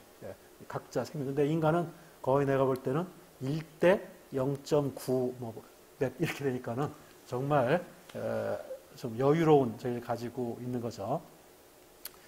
이 모든 선의 으뜸은 생명중시 사상이라고 그러는데 저는 사실 이거에 대해서 회의적입니다. 왜냐하면 어떤 놈도 태어난 게 다 사는 순간 걔가 지구를 금방 점령해버려요. 그러니까 사실은 죽어야 되는 거예요. 자연의 원리는. 그러니까 얘는 1년에 1000개가 태어나면 하나가 살아야지 되는 거고, 뭐 물고기는 우리 알에 있는 것들이 부화가 돼가지고 그 중에 적게 살아남아야 되는 거지, 얘가 불쌍하다고 얘를 다 살려주면 지구 자체는 바로 그 종으로 다 그냥 꽉 차버린다는 거죠. 이게 자연의 원리와 소위 말하면 생명체 존중과는 제가 볼 때는 안 맞는 것 같습니다. 기본적으로. 그러니까 뭔가 적용을 해도 제한적으로 생각을 좀 해야 되는 거죠. 그래서 이 모든 생명체는 무한번식 욕구를 가지고 있는데 무한번식하면 안 되죠. 그러니까 우리 지금도 이제 산에 멧돼지, 고라니, 그다음에 길고양이 이런 것들이 상당히 사회적 이슈가 되고 있습니다. 쟤네들에 대해서 어떻게 해야 되는 건지 이런 것들이. 근데 여하튼 자연의 원리와 우리 인간의 도덕이 꼭 일치하지 않는다. 그래서 이제 우리가 이러한 이타, 협력, 상생이라는 것은 단순 도덕인가 아니면은 자리이타, 나 좋고 어떤 윈인인가 아니면 자연 원리인가 이런 거를 좀 생각을 해봤습니다. 일단 도덕은 옳으니까 해야 된다. 이건 뭐 우리 다 잘 아는 거죠. 그래서 그 인간의 본성은 이제 성선설, 성악설, 이기성, 이타성 있지만 지구상의 모든 생명체의 본성은 기본적으로 이기적이고 인간의 본성도 이기적입니다. 그런데 이제 이기적 존재들이 생명체들이 어떻게 이타적 행동을 하는가 이런 거를 이제 사람들이 연구를 하죠. 경제학에서는 죄수의 딜레마 게임을 가지고 또 생물학에서는 또 우리 생물학에서 유명한 책들이 많죠. 뭐 리처드 도킨스의 이기적 유전자, 이타적 유전자, 경제학에서는 이제 죄수의 딜레마 게임 뭐 이런 식으로 여러 가지를 좀 분석하고 그다음에 우리가 이제 이타적이다 했을 때 뭐가 이타적이냐 할 때 남을 도우는 게 이타적이죠. 근데 어떤 사람은 야, 남 돕는 거는 네 마음 기쁘려고 하는 거 아니야. 그럼 그것도 이기적 아니야. 네 마음 기쁘기 위해서 남 도우니까. 불쌍한 사람 보면 내가 도와줘요. 그것도 네 마음이 아프니까 안 아프려고 하는 거 아니야. 결국 너 좋아서 하는 거 아니야. 이렇게 되면은 이게 순수한 이타성이라는 게 존재하느냐 라는 게 이제 그래서 어떤 사람 이게 이타성이 뭐냐에 대한 논란이 있습니다. 이타성은 순수해야 된다는 주장하는 사람도 있고 그 순수한 이타성이라는 거 없고 그냥 그런데 이제 연구 결과를 보면은 순수 이타를 주장하는 사람들이 남 안 돕는데요. 그래서 보통 이제 종합적인 결론은 자기 마음 편하지 하고 도와주는 것도 이타적인 거라고 해서 우리가 인칼레지를 해야지. 그거 뭐 순수하지 않다고 배척하거나 하지 말자 이렇게 하는 것 같습니다. 그래서 우리가 그런 거를 이기적 이타성, 그러니까 남을 돕는 게 자기한테도 도움이 되는. 그래서 우리 기업의 사회적 책임이나 뭐 이런 것들이 다 그런 거죠. 그래서 이타 자리, 남을 도움으로써 자기가 이득을 본다. 이기적 이타성. 이 불교의 대승불교에서는 자리 이타 이런 말을 그러니까 핵심인 것 같습니다. 그러니까 내가 먼저 깨닫고 남한테도 도움을 줘라. 그러니까 나한테 도움이 되고 나서 그걸 통해서 남한테 도움된다. 근데 이기적 이타성은 자리 이타로 하는 게 나을까, 이타 자리로 하는 게 나을까 고민하다가 이타 자리가 더 맞는 것 같습니다. 이 표현에는. 그래서 기본적으로 남을 돕는 것이 나에게도 이롭다. 그래서 뭐 이타적 인간의 치열이나 와칭 같은 경우는 이제 남한테 사랑의 마음을 보내야 나한테도 그게 온다는 거죠. 화동의 법칙으로. 그러니까 남을 증오하면 나한테도 그게 말을 치고 그렇기 때문에 이제 그 다음에 그 시크릿에서 이제 생각의 인력 법칙, 생각을 잘해라. 그러니까 증오의 마음을 품지 말고 사랑의 마음을 품어라 이런 거고요. 그 다음에 최근에 제가 본 자료 중에 일본의 변호사가 있는데 자기한테 사건 맡긴 사람 한 10,000명의 인생을 관찰했답니다. 계속 사건을 반복적으로 하니까 저 사람이 지금은 어땠는데 나중에 어떻게 되나 계속해서 한 10,000명 정도를 관찰해 보니까 도덕적 과실 깨달아야 운이 트인다. 그러니까 남한테 잘해주는 사람이 잘 되고 남한테 악해하는 사람들은 악하게 되는 확률이 굉장히 높답니다. 실제 이 사람이. 그래서 이 10,000명을 관찰했더니 인생을 추적했더니 그렇더라. 이렇게 되죠. 그래서 우리가 남을 사랑하는 게 자기한테도 좋다. 뭐 이런 걸 수 있습니다. 그다음에 이제 이타적 협력성의 원리, 이타성과 협력의 원리는 다윈의 여기에 자연 선택에서 가장 성공적이었던 종은 공동체의 이익을 위해서 서로 돕고 단합할 줄 아는 독종들이다. 협력을 자랑하는 구성원들이 많은 공동체가 잘 번창하고 가장 많은 수의 자손을 부양한다. 그러니까 결국 협력 잘하면 남 잘 도와주면 결국은 시너지가 생겨서 자기도 좋아지는 거죠. 이제 이게 어떤 이기적인 생명체가 왜 협력을 하고 이타성을 발휘하느냐의 원리입니다. 결국은 이타를 잘해야 이기도 된다. 그래서 여기 여러 가지 협력을 잘하기 위한 인간의 방법 이런 것들이 있고 그냥 넘어가겠습니다. 그 다음에 이제 자연 원리의 또 한 가지는 사람들이 사랑할 때 기쁨 호르몬을 분비하는데 우리 바바라 브레넌에 보면은 사랑의 감정을 할 때 그 오라가 가장 아주 좋은 색깔을 내기 때문에 사랑하는 게 나한테도 바로 제일 좋은 상태가 되는 거죠. 그 다음에 이제 최근의 의학적이나 뇌과학적 연구에서 보면은 사랑의 호르몬, 남 사랑할 때 옥시토신이나 뭐 이런 것들이 하면서 자기도 행복감을 느끼고 심지어는 이제 요즘의 연구 결과들은 그 여자분들이 출산을 할 때 굉장히 막 고통스럽고 아픈데 그때 옥시토신이 분비된답니다. 그러니까 행복감을 느낀다고 그래요. 그래서 그 다음에 다음에 안 낳아야지 하는데 또 이제 그 다음에 또 낳고 이렇게 하는 게 그러한 호르몬 분비 때문에 그렇다. 남녀 간 사랑을 하면은 12군데 뇌가 활성화되면서 뭐 도파민, 옥시토신 이런 행복 호르몬이 나오고 뭐 흥분 호르몬도 나오죠. 그 다음에 이제 감사하게 되면은 엔도르핀이 나와서 기쁨의 호르몬이 나오고. 그래서, 그 다음에 이제 최근에 이 하버드 연구에서 전에 제가 밴드에 올린 건데 거기 보면은 미국에서 청소년들을 724명을 뽑아서 그 사람들이 죽을 때까지 또 현재 살아있는 사람도 있는데 연구를 했더니 한 그룹은 하버드생, 한 그룹은 슬랭가 소년들 이렇게 했더니 공통적으로 결국 행복하고 건강한 사람은 친구가 많은 또 어떤 아까 얘기하면 우리 귀속과 사랑이 없고 이게 결국은 제일 결정적이더라. 건강도 하고 그런 사람들이.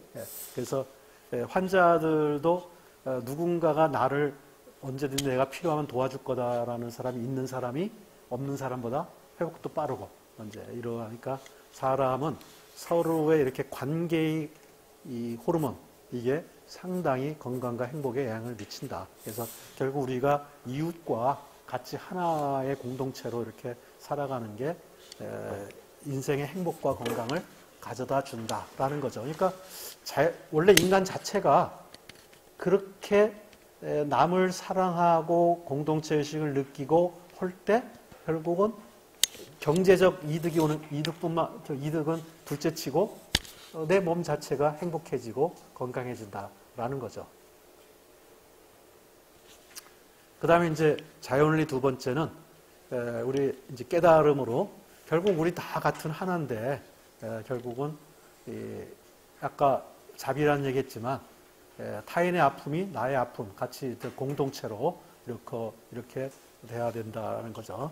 그래서 이제 요거를 봤을 때는 사실은 이제 아까 제가 서두에도 얘기했지만 내가 완전히 깨달았으면은 뭐 논의할 필요도 없는데 완전히 깨닫지 못하다 보니까 이제 이런 주장들이 맞나 틀리나 항상 이제 이러한 왔다 갔다 하는 이러한 어떤 마음의 상태를 느낍니다. 그래서 이제 이런 것들이 의식과 습관화의 결과인가, 진짜 그렇게 느끼는 건가. 그래서 우리 뭐 의식화의 이해들, 그 다음에 습관화, 그 다음에 이 살아있는 존재가 나라는 강력한 애고를 초월할 수 있는지, 또 내가 사랑을 하는데 저쪽은 안 그래. 그럼 내가 계속 그 다음에 사랑할 수 있는지, 이제 이러한 것들이 항상 끊임없이 어떤 내 마음속에서 의심이 떠오르는 이런 부분이기도 한 거죠. 자, 그래서 이제 현실적 대안은 내가 완전히 깨닫지 못해서 그런 경지에 못 가고, 그런데 또 한편으로는 좀 깨달아서 그런 것 같기도 하고, 이제 이런 상태에 있는 이제 현재의 나로서의 현실적 대화는 뭐냐? 결국은 답은 이타자리 이런 식으로 자꾸 그런 거를 추구해라. 그러니까 서로 윈윈이 되는 거, 그 다음에 협력을 가급적 해나가는 거, 이런 것들을 좀 하라는 거죠. 근데 이제 연구를 해보면 남한테 잘 베푸는 사람, 여기 기브 앤 테이크라는 책 보면 사람을 세 가지 유형으로 나눕니다. 남한테 잘 베푸는 사람을 기버, 주로 챙기고 땡큐하고 끝내는 사람을 테이커, 취하는 사람이에요. 그 다음에 한번 받았으면 주려고 하고 이걸 적당히 이렇게 맞춰가는, 균형 있게 맞추려고 하는 사람을 매치시킨다고 해서 매처, 이렇게 세 가지 유형으로 나누는데, 우리가 지금 여기서 얘기하는 거는 깨달은 사람은 기버의 삶이 아닐까, 이제 이런 얘기를 한 거죠. 근데 연구 결과에 의하면 기버가 두 가지 유형으로 결과가 나타납니다. 하나는 호구가 돼요. 여기저기 뜯겨가지고 실속이 없는 거예요. 그래서 뭐 옛날에 부잣집에다가 여기 친구 빚보증서 짓고 뭐고 하다가 우리 망한 사람들 주위에 많이 보죠. 그래서 한 유형은 기버가 호구가 되는 경우가 많고, 한 유형은 리더가 됩니다. 리더가 되거나 잘 풀리거나. 근데 이 호구가 안 되고 현명한 기버의 전략은 이타자리를 하는데 기본적으로 맞대응 전략이에요. 이건 뭐냐면은 항상 협력적 자세를 가지고 처음 보는 사람과 있을 때 내가 협력을 합니다. 근데 제가 싸가지 없게 나오면 나도 그 다음에 제하고는 협력을 안 하는 거예요. 근데 저 사람이 내가 이렇게 했는데 괜찮아. 그럼 나도 계속 협력을. 그러니까 그런 사람하고는 협력적 관계가 계속되는 거죠. 좀 더 정확히 얘기하면은 처음엔 협력하고 두 번째는 상대방이 나오는 대로 하라 해요. 상대방 하는 데 따라서 해라. 상대방 전략을 카피해라. 이제 상대방이 협력하면 같이 협력하고 상대방이 배신하면 같이 배신하고, 이제 요게 좀 약간 현명한 기버의 전략이다, 이렇게 봅니다. 그래서 제가 현실적으로 그 어떤 이 선이라는 거, 이타라는 거, 협력이라는 것 때문에 고민하는 분들한테 바로 이렇게 살아가면 어떨까, 이런 거를 좀 제안을 하기 위해서 해봤습니다.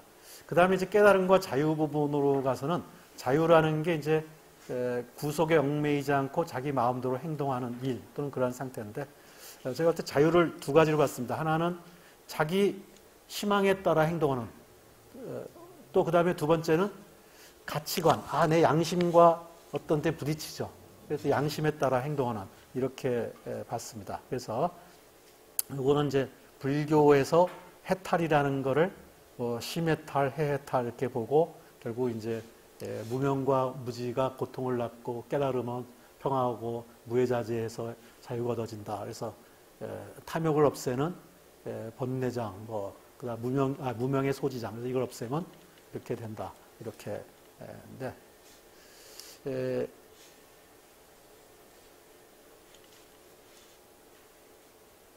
요거는 이제 사람들이 행동을 할 때 어떤 상황이 이런 선택이 주어집니다.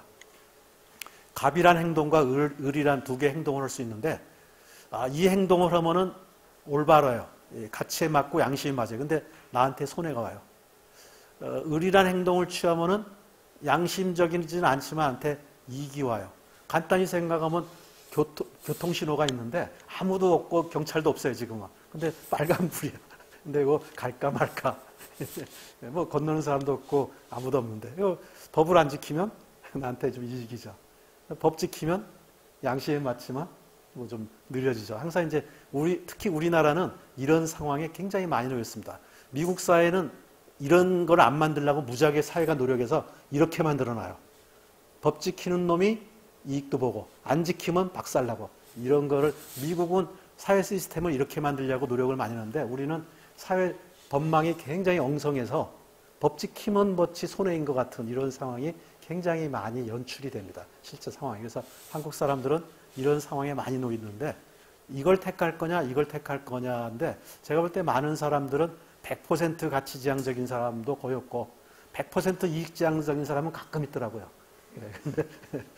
그래서 결국 인성이라는 거는 이익과 가치의 2, 3 가칠이냐, 2, 7 가삼이냐 결국 이거지. 그러니까 우리 한국 사람은 또 전부 사람을 100% 순수하게 봐가지고 뭔가 흠이 발견되면 그냥 아주 비난하는데 제가 볼 때는 장단점 없는 사람 없고 사실은 잘못 안 하는 사람 없죠. 근데 대체적으로 그 사람이 저 좋은 일을 많이 했느냐 아니면 좀 범법도 하고 좀 했느냐의 문제일 뿐이지 순수하게 뭐 법 다 지킨 100% 지킨 사람은 아마 그러니까 장관 후보만 되면 다 곤욕을 치는 게 내가 볼 때는 그 사람이 특별한 사람이 아니라 다 한국 사람이에요 사실은. 어떻게 보면 한국 사람이 저는 성선설 때문에 굉장히 관념적인 상태로 가 있다고 봅니다. 자, 근데 이제 아까 그 그림에서 내가 살아가려면 이 정도 이익은 있어야 돼요. 최소한 먹고 살려면 생존 이익선입니다. 그러면 아까 이 선택이 고능력자는 이런 선에서 선택을 하고 저능력자는 이런 선에서 선택을 해요. 근데 고능력자는 상당히 양심지향적인 행동을 해도 나 먹고 사는데 문제 없어. 나 양심 지킬래 이럽니다. 근데 양심 지켰다가는 살기가 힘든 사람은 그냥 양심을 저버릴 수도 없어요. 난 서바이브 하려면 내가 배신도 하고 배반도 하고 밀고도 해야 되고 뭐 이제 이러한 상황이 벌어지죠. 그래서 사실은 좀 떳떳하게 살려면 학생들한테 실력을 키워라. 실력이 없으면 떳떳하게 살 수가 없다. 그래서 그런 얘기를 좀 해야 돼. 그래서 우리 의식이 좋게야 예의를 한다. 이근벼가 고개를 숙인다. 금강산도 식후경. 뭐 이런 식으로 이제 됩니다. 자, 그럼 이제 아까 그 그림에서의 제가 하려고 하는 얘기 뭐냐면 아까 이게 최저 생존 이익선인데 욕구가 많은 사람은 생존 이익선이 높아요. 나는 월 한 600원 있어야 최저한의 생활이 되는 사람이 있고 난 월 100만 돼도 뭐 별로 그렇게 구애받지 않는 사람이 있고 이렇게 되면 내 욕구 수준이 낮으면 나는 굉장히 양심에 따른 행동을 할 수가 있어요. 근데 나는 욕심이 많으면 이게 양심에 따른 행동을 하면 이게 최저 생계비가 안 나오니까 자꾸만 양심을 파는 행동을 하게 됩니다. 기본적으로. 그래서 무소유를 실천한 법정 스님의 최저 생계비는 얼마일까? 법정 스님은 요 정도 되니까 그 사람은 뭐 양심에 따라서 행동해도 되는 거예요. 우담벌에. 그 다음에 또 사실은 다 먹여주잖아요. 절에만 가면. 근데 아마 법정 스님이 무명이라 잘 안 먹여주면 그분도 그렇게까지는 못할 거예요. 어디 가나 먹여주니까 그냥 뭐 하는 거죠. 그래서 기본적으로 우리가 욕구 수준을 자기가 낮춰야 자유로워지는데 우리가 깨달은 사람은 바로 우리 물질적 욕구를 다른 사람보다는 의미를 적게 두고 거기에 자기 욕구를 에스컬레이션 시키지 않고 좀 낮게 둠으로써 다른 사람보다는 훨씬 소위 말하면 자기 양심에 맞든 자유로운 행동을 할 수가 있게 되는 거 아니냐. 그래서 제가 이 깨달음이 물질적 욕구를 줄여주고 물질적 욕구가 줄여지면 훨씬 자유로운 행동을 할 수 있다. 결론으로 들어가겠습니다. 그 행복하고 자유로운 삶을 살기 위한 마음가짐은 첫 번째는 참나를 인식하고 자신의 존재한 존귀감을 느낀다. 아까 얘기했던 유아독전. 이게 사실은 이제 깨달음을 통해서 얻을 수 있는 제대로 된 행복이고 깨달음이 아직은 부족하거나 과정에 있는 사람은 좀 자꾸만 정신적인 것에 가치를 둬서 그 물질적인 욕심을 줄이고 정신적인 가치를 두고 요거는 뭐 자기가 원하는 만큼 갈 수 있는 거죠. 그 다음에 이제 부족한데 초연하고 가진 것을 즐기고 자족하고 깨달음의 목표를 설정하고 단계적으로 실행해 나간다. 그러니까 spiritual self-realization을 계속 해나가고 그 다음에 능력을 키우고 적절히 활용해서 자기 실현을 하고 이기적 이타성의 삶을 잘 활용해서 윈윈 상생의 길을 좀 모색하고 이렇게 살아가면은 우리 깨달음을 추구하면서 좀 더 행복하고 자유로운 삶을 살 수 있는 거 아닐까 이렇게 해봤습니다. 마지막으로는 그 밴드에 김재창 씨가 길 가다 뭘 봤더니 행복하다 뭐 자꾸만 그런 글을 많이 올리더라고요. 그래서 제가 한번 도대체 왜 행복합니까? 라고 좀 질문을 했더니 여러 차례에 걸쳐서 이렇게 답을 했어요. 근데 그분에게는 요가 수트라 2장 42절에 보면은 깨어있는 상태에 만족을 하는 수행자는 최고의 행복을 얻는다. 결국 이거는 깨어있는 상태에 만족을 한다는 거는 자기 실현 욕구가 있고 그게 충족되는 거죠. 심신의 고통을 직접 다스릴 수 있는 지혜를 공급하다. 우리 아플 때 뭐 구나 명상, 지금 내가 이렇게 하고 있구나, 아프구나 이러면은 아픔이 덜해지고 또는 고통이 덜해지고는 어떤 안전의 욕구, 명상을 해서 즉시적인 지식을 실시간 생산 공급한다. 자아 욕구, 명상으로 몸과 마음의 작용을 이해해서 죽음을 이해하고 죽음의 공포를 극복한다. 그게 안전 욕구고, 모든 고통과 위험으로부터 순간적으로 자기 자신을 보호한다. 이것도 안전 욕구고, 끝이 있는 공부라 할수록 가벼운이다. 이거는 성취감, 자기 실현 욕구. 그래서 그분이 답한 것도 결국 이제 이러한 욕구들의 5단계 욕구의 어떤 부분들에 대해서 좀 말씀을 좀 했다라고 느껴집니다. 그리고 또 요거에는 적지 않았지만 사실은 이제 이런 공부를 해나가는 사람들이 굉장히 사회로부터 괴리돼 가지고 외로움을 굉장히 많이 느낄 수 있죠. 그럼 어떻게 보면 그거는 귀속 욕구에는 반대가 되는 겁니다. 그래서 우리가 도반들과 해나가면은 귀속 욕구를 그렇게 상실 안 하고 또 나름대로 또 그 부족한 부분을 또 채워나갈 수도 있고 이렇게 생각이 됩니다. 이걸로 발표를 마치겠습니다.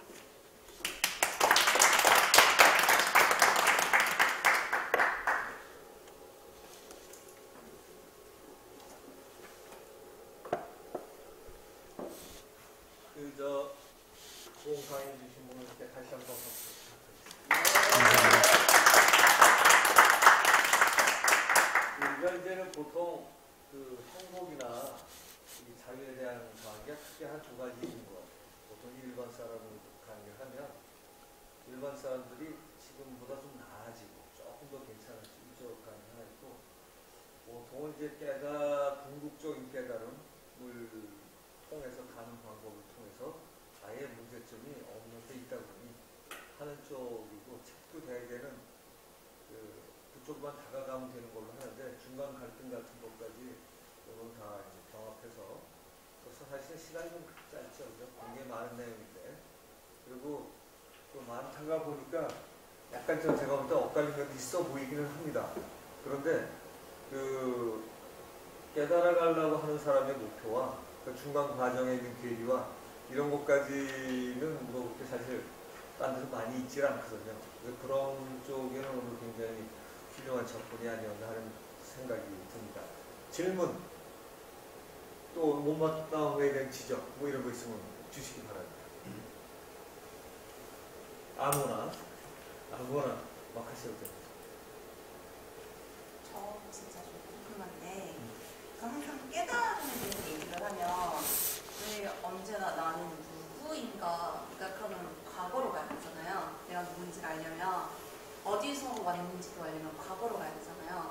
왜 한국에서 깨달음을 얘기할 때 미래는 안 들어가 있을까가 어디서 왔다 어디로 가는가까지 있잖아요. 그러니까 어디로 가는 거지. 네, 글쎄. 지금부터 내가 어떻게 살아서 어떤 뭔가를 만들어내고 싶은 거에 대한 그런 얘기들은 잘 못 듣거든요. 거기 짧게 표현하는데 다 들어있다고 봐야 되겠죠. 결국 그거를 알고 현재 내가 어떻게 이 생에서의 삶을 설계해서 살아가야 되느냐 이런 것들을 위해서 그거를 알려고 하는 거니까 사실 그 부분까지 거기에 그냥 포함되어 있다고 그렇게 봐야 되겠죠. 그거는 아마 부여설고 이런 걸 거예요. 어떤 존재가 자기다운 삶이라는 게 만약에 있다면 존재에 대한 파악을 해야 될 테니까 소위 얘기하는 정체성이라고 그러잖아요. 아이덴티티를 확인을 해야 되는 거지. 그래서 우리는 그게 나는 누구인가 문제의 표현을 그렇게 하는 거지. 그러니까 지금 내가 어떻게 잘 살아갈까도 난 이렇게 돈도 좀 잘 벌고 나보다 행복하게 살고 이탈지리를 하고 자기 이탈을 하든 전 자기가 생각을 해야 되는데 요것도 내가 누군지 결정이 되면 우리가 간단하게는 우리 부모의 딸 우리 부모의 아들 뭐 이렇게 시작을 하고 뭐 하지만 그거 외에도 우리를 정의할 수 있는 게 더 있다면 좀 더 뭐 적합한 평가를 내리고 적합한 생각을 하지 않을까? 뭐 이래서 한 걸 거예요. 그러니까 그 지금 대답하신 것처럼 나를 파악만 하기만 한다면 내가 좀 값지게 살 수 있는 방안도 거기서 간단하게 나오지 않나? 뭐 이런 내용일 것 같아요. 감사합니다. 참고로 그 유튜브 보면은 그 장대섭 씨가 한 강의가 있는데 주제가 같고 상당히 큰 주제는 같거든요. 근데 그거와의 차이는 그분은 주로 이제 리터레처 이론적 고찰해요. 다른 거 읽고 여기서 이런 이론이 있더라, 이런 있더라고 한 거고, 그 다음에 거기에 보면은 이제 행복하게 살기 위한 팁 15가지. 탁 이렇게 뭐 해라. 또 이쪽에서 이런 식으로 돼 있고, 저는 뭐 팁은 뭐 따로 안 드렸고 사실 여기 들어있는 거고, 저는 이제 그냥 이론 고찰보다는 그걸 좀 서머리해서 엮은 이렇게 된 거라고 같이 이해하고 한번 기회 있으면 그것도 봐보시면 좋을 것 같습니다.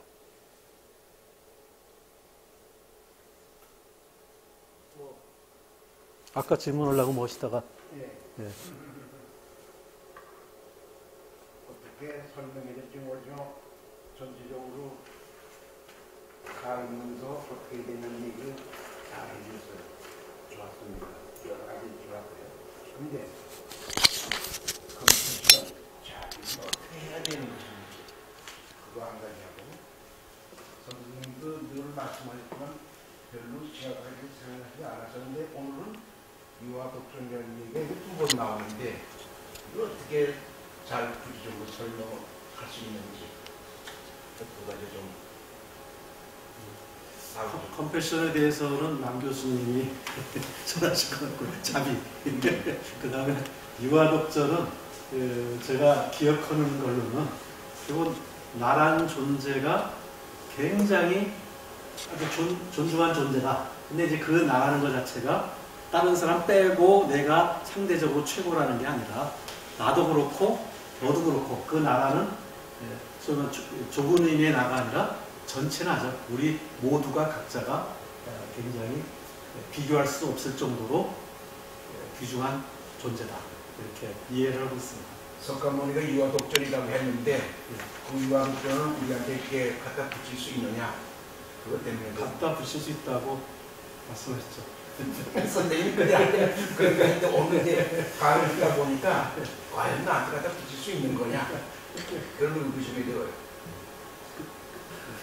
그 다음에 자비에 대해서는 혹시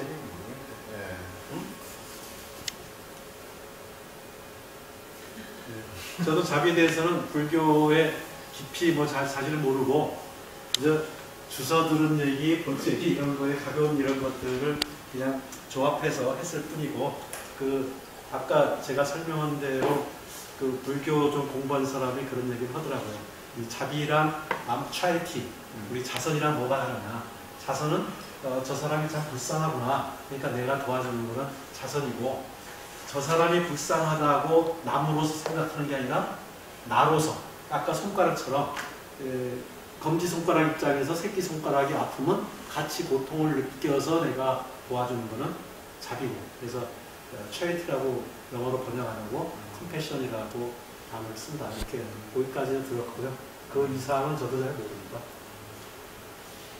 인간 본성에 대해서 얘기할 때요. 오늘 주제랑 벗어나서 성모성학설에 대해서 안 써져 있는 건데 그냥 성선설, 성학설만 있잖아요. 그러니까 이제 성선설은 맹자님이 주장하신 거잖아요. 인간은 원래 본성이 착하다.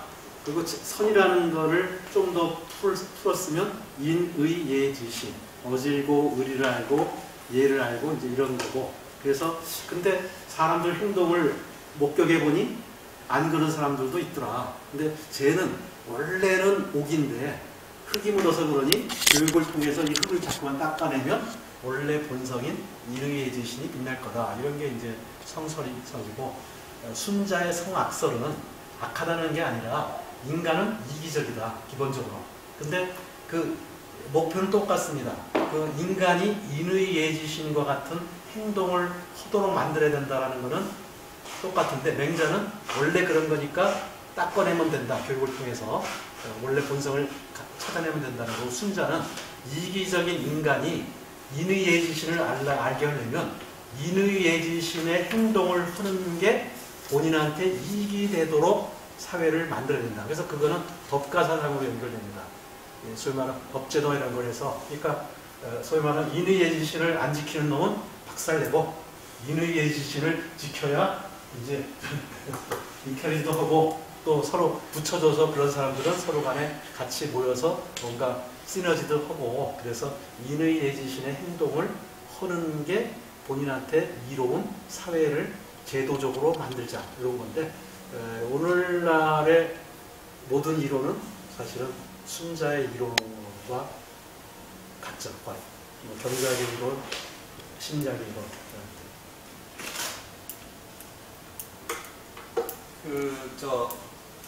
성선수 성악설이니까 잠이 좀 이따 다시 가고요. 좀 잠깐 볼 수 있나요? 쓰신 거, 성선수 성악설. 이 성에 대해서 오늘 두 번 풀이를 했는데, 살려는 마음으로. 그거 이제 제가 유학 박사인 사람이 그렇게 하는데, 오늘 주제는 그런 식으로 표현하는 게 좀 제가 하려고 하는 얘기와 연결 맞는 것 같아서. 동의한다고 그냥 갖다 쓰기도 저희가 누가 그렇게 써놨어요? 유학 박사가 그렇게 하더라고요. 그 해석이 좀 불만스럽고. 왜냐하면 마음 플러스 성이 돼서 생이 돼서 막 살려는 마음으로 하는데, 한자를 풀을 때는 대 그렇게 안 하거든. 앞에 걸 먼저 풀어주고 뒤로 가지. 위에 있는 걸 풀고 밑으로 내려가지. 저렇게 뒤에 걸 먼저 풀어서 마음을 갖다 붙이는 게 아니라, 성은 보통 우리가 마음이 생기는 자리 이렇게 들어가는데, 그래야 성선설 성악설이 맞거든요. 근데 지금 살려는 마음으로 하면 성선설 성악설의 본래 학설이 아니거든요.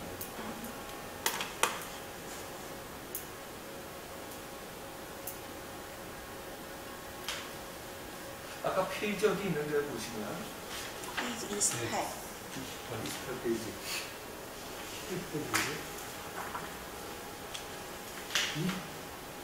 28은 안 거기 있을 거예요.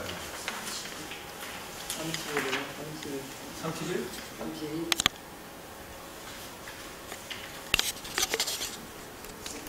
28? 32가 정확한데. 32? 또 페이지가 좀 다르죠. 달라서? 아, 그건 34페이지. 그건 34페이지. 그래서 26페이지는 34페이지.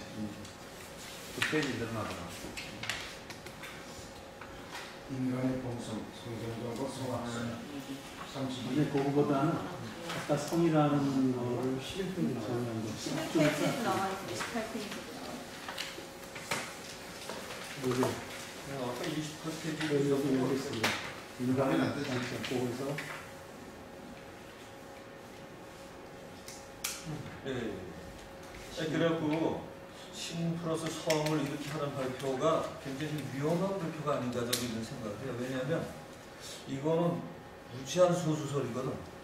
근데 소수설이 맞을 땐 괜찮은데, 이렇게 한자로 풀 수 있나부터가 좀 걸려요. 보통 이제 성을 하고 불교나 한자 문화권에서 성을 연구한다 그럴 때 우주적 질서 또는 그것이 내 안에 들어있는 거 이렇게 보면 마음이 생기는 자리, 이제 이런 식으로 보통 얘기되는데, 순서로 바꿨기 때문에 보통 우리가 생각상 이런 것도 왜 이미지가 생기는 마음 이런 식으로 풀지, 마음이 밑에 걸 마음을 먼저 풀어서 이렇게 잘 안 가거든요.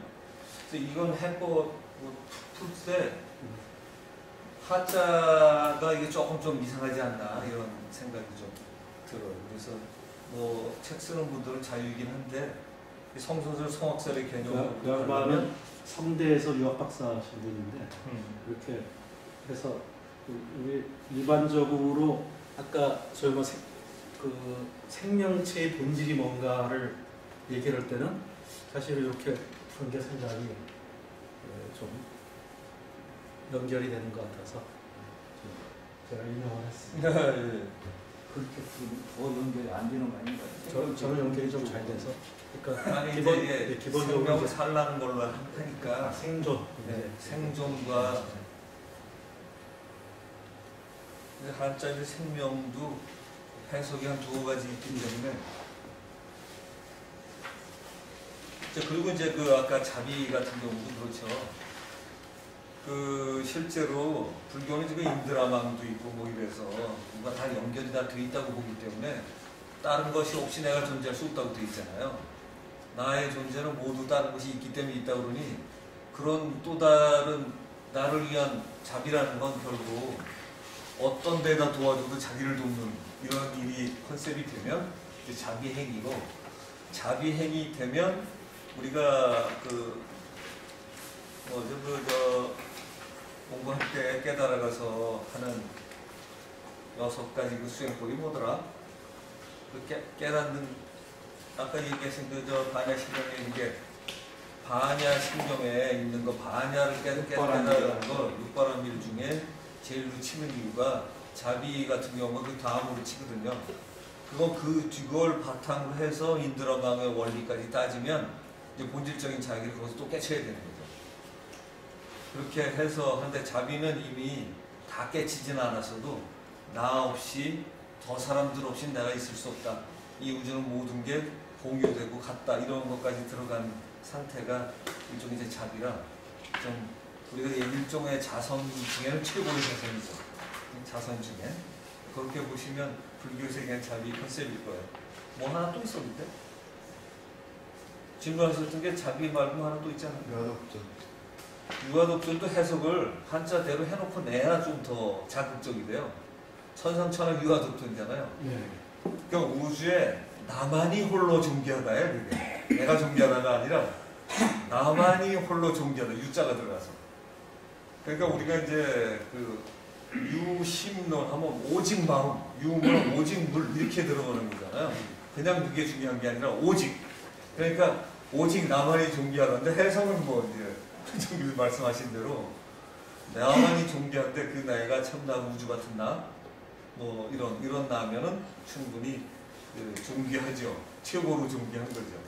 그래서 그렇게 그리고 뭐 아장아장 걷다가 천상천하 유아독존 했다는 건 뭐 제가 볼 때는 먼저 누가 마음대로 추종자들이 갖다가 아니 나이 한참 지나서 깨달았는데 그럼 그때 이미 다 끝났게.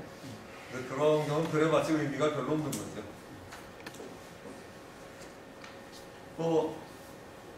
오늘 내용이 사실은 뭐 거리가 아주 많은 거리라. 현실적인 얘기가 많아요. 이거 오늘 폭넘은 걸 다루셔서 제가 다음 달 회의 남교수들 다음 달 회의 정도에 있는 것 같은데 전 그 이 중에 한 부분에다 더 특정을 두고서 강의하는 내용 같은데 어째? 오늘 이 거의 소고서부터 마지막까지 다 건드려놔가지고 많아요. 네? 참 많아요. 저는 늘 자유롭고 행복한 삶에다 제목이 그렇게 되니까 이 중에 이제 특정 부분에다 초점을 앞에 거는 짧게 가고 뒷부분이 길 건데 예, 그러네요. 그 선도 불교 뭐 아주 그다음에 이제 요즘에 경외하게 사시는 것까지 해서 요새 젊은 분들이 훨씬 좀 이해하기가 좀 좋지 않았나 그런 생각을 가지고 있습니다. 좀 현실적이에요. 이론적인 것보다. 이것도 이론적이죠. 굉장히 현실을 반영한 네. 잘된 이론은 현실을 반영하는 건데 네. 잘된 이론이죠. 그리고 인간 경영학입니까 이게? 그렇지 앞으로 경영하는 이런 식으로 가야 되지 않을까.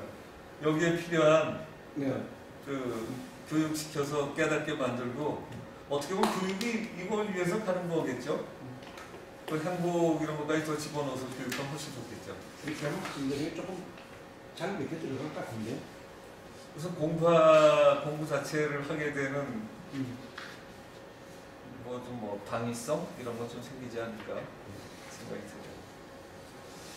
들어요. 제가 이제 부연 설명하고 이런 것 같아요. 행복, 자유 이거는 이제 인간이 태어나서 삶에 따라서 끊임없이 연구하는 근데 이제 우리는 사실 이 동양의 종교는 행복과 자유를 타이틀로 안 걸고 그리스 철학 같은 경우는 행복과 자유를 위해서 인간을 연구 시작했죠.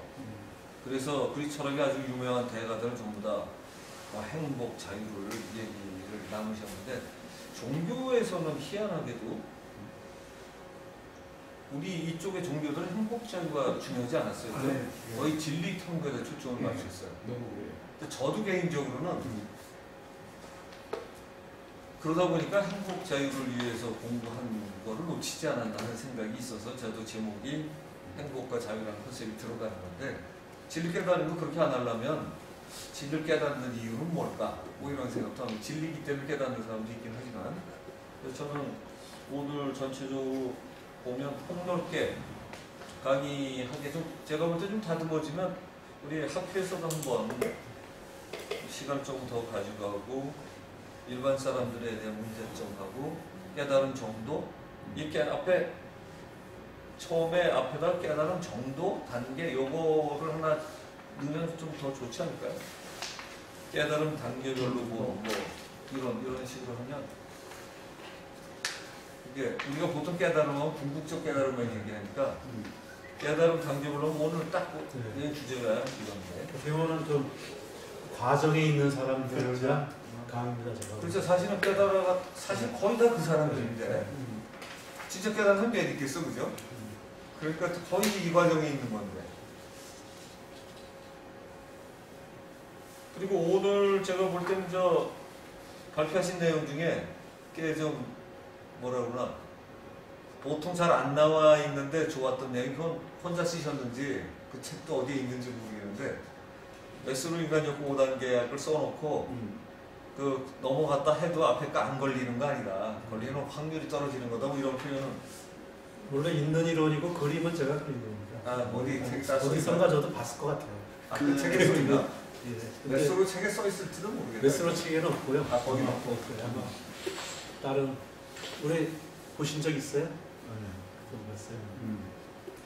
제가 어디서 봤거나 막이 그냥 생각 깔고 있는 거죠. 생각했거나 뭐 이 지식이라는 게 오래되면 내 건지 남의 건지도 사실 구분이 안 갑니다. 제목을 딱 막 깨달은 뭐 추구와 행복 이렇게 그래서 그런 깨달음 것도 자체가 네. 끝난 상태를 이야기하면서 행복분을 이야기하면 그 단계 수준이 레벨이 다르기 때문에 그죠? 이 제목을 이렇게 살짝 보시면 더 좋고. 말씀하신 거다 하셨나요? 예, 그 참고로 저기 하면은 그 아까 장대섭 씨는 그 리뷰를 굉장히 공부를 많이 해서 하셨어요. 근데 이제 긍정 심리학이라는 게 제가 한 부분이랑 상당히 겹치는 부분인데 그분은 그냥 열거만 했어요. 그래서 근데 긍정 심리학의 여러 주장들, 뭐 성과를 높여라, 기대를 낮춰라. 근데 사실은 그런 것들이 아까 만족이라는 게 분모분의 분자라고 해서 딱 하면은 다 하나로 엮어지는데 그분은 따로따로 이렇게 얘기하다 보니까 다른 사람들이 볼 때는 이건 뭐고 이건 뭐야 이제 소위 말하면 정리가 좀 덜 된 이런 것들을 좀 이렇게 정리를 한 그런 거를 염두에 두고 보시면 그리고 사실은 요걸 가지고 보면은 만족이라는 게 기대분의 성과이거나 이런 거 가지고 보면은 우리 사회의 많은 사람들의 행복과 불행의 병리 현상 이런 것들이 사실 많이 보입니다. 기본적으로 그래서 저기서 풀어나가는 그래서 어떻게 보면 행복한 사회를 만들어 나가는데 아까 얘기했지만 이런 좀 모델 각에서 뭘 해야 될 것인지 그런 것들도 좀 아이디어를 좀 따올 수 있을 것 같아요. 자 그럼 이걸로 괜찮아요. 뭐 질문 없으세요? 네, 그러면 큰 박수로. 그거는 이제 적고 저희가 여러분 올 메스로우라는 사람이 나왔잖아요. 근데 이 사람이 사실은 우리가 경험에도 쓰이고 뭐 심리학의 사실 심리학자죠 원래. 이제 이 사람이 심리학자인데 요즘에 얘기한 트랜스퍼스널 사이클로지의 이제 뭐 창시자 같은 사람이죠.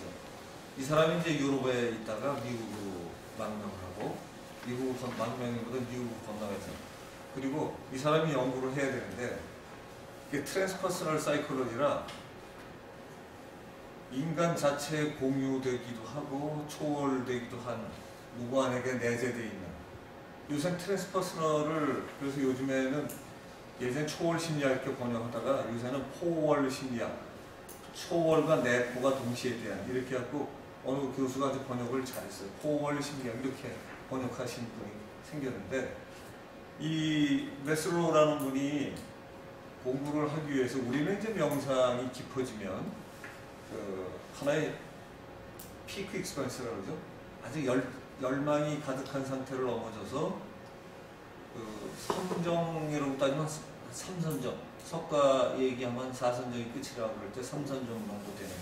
그러니까 아주 그 뭔가 흥분되고 즐거움이 가득한 상태, 몰입이 완전히 돼서 느끼는 행복감, 이 상태를 딱 이 도달하는 거를 해야 우리가 뭐 사실 그게 가라앉아 있는 사선정으로 들어가서 진리를 본다고 이렇게 돼 있거든요. 영서 공부할 때.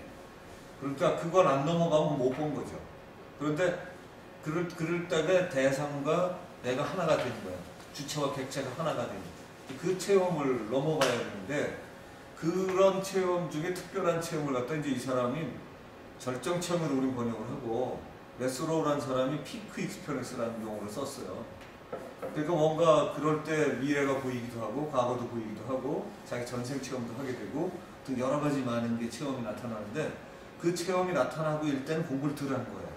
사실은 스님들이나 누구도 공부를 뭐 성직자나 공부하다가 그런 게 보이면 많이 한 것 같지만 그걸 넘어서야 왜냐면 목표 항모가 보여야지 그때 들어가서 뭔가 그 뇌파가 델타파로 떨어지고 이런 상태에 잠을 자지 않으니까 보이는 상태?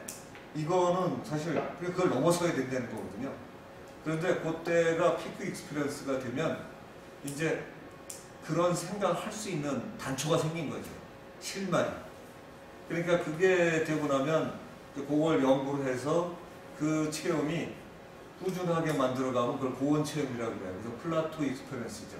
그게 이제 고온을 만들면 내가 일정하게 늘 할 수 있는 거예요. 늘 만들어낼 수 있어요. 그래야 남을 치료도 한다든가 남을 도와준다든가 먼저 할 수가 있고 원리를 뽑아낼 수가 있죠.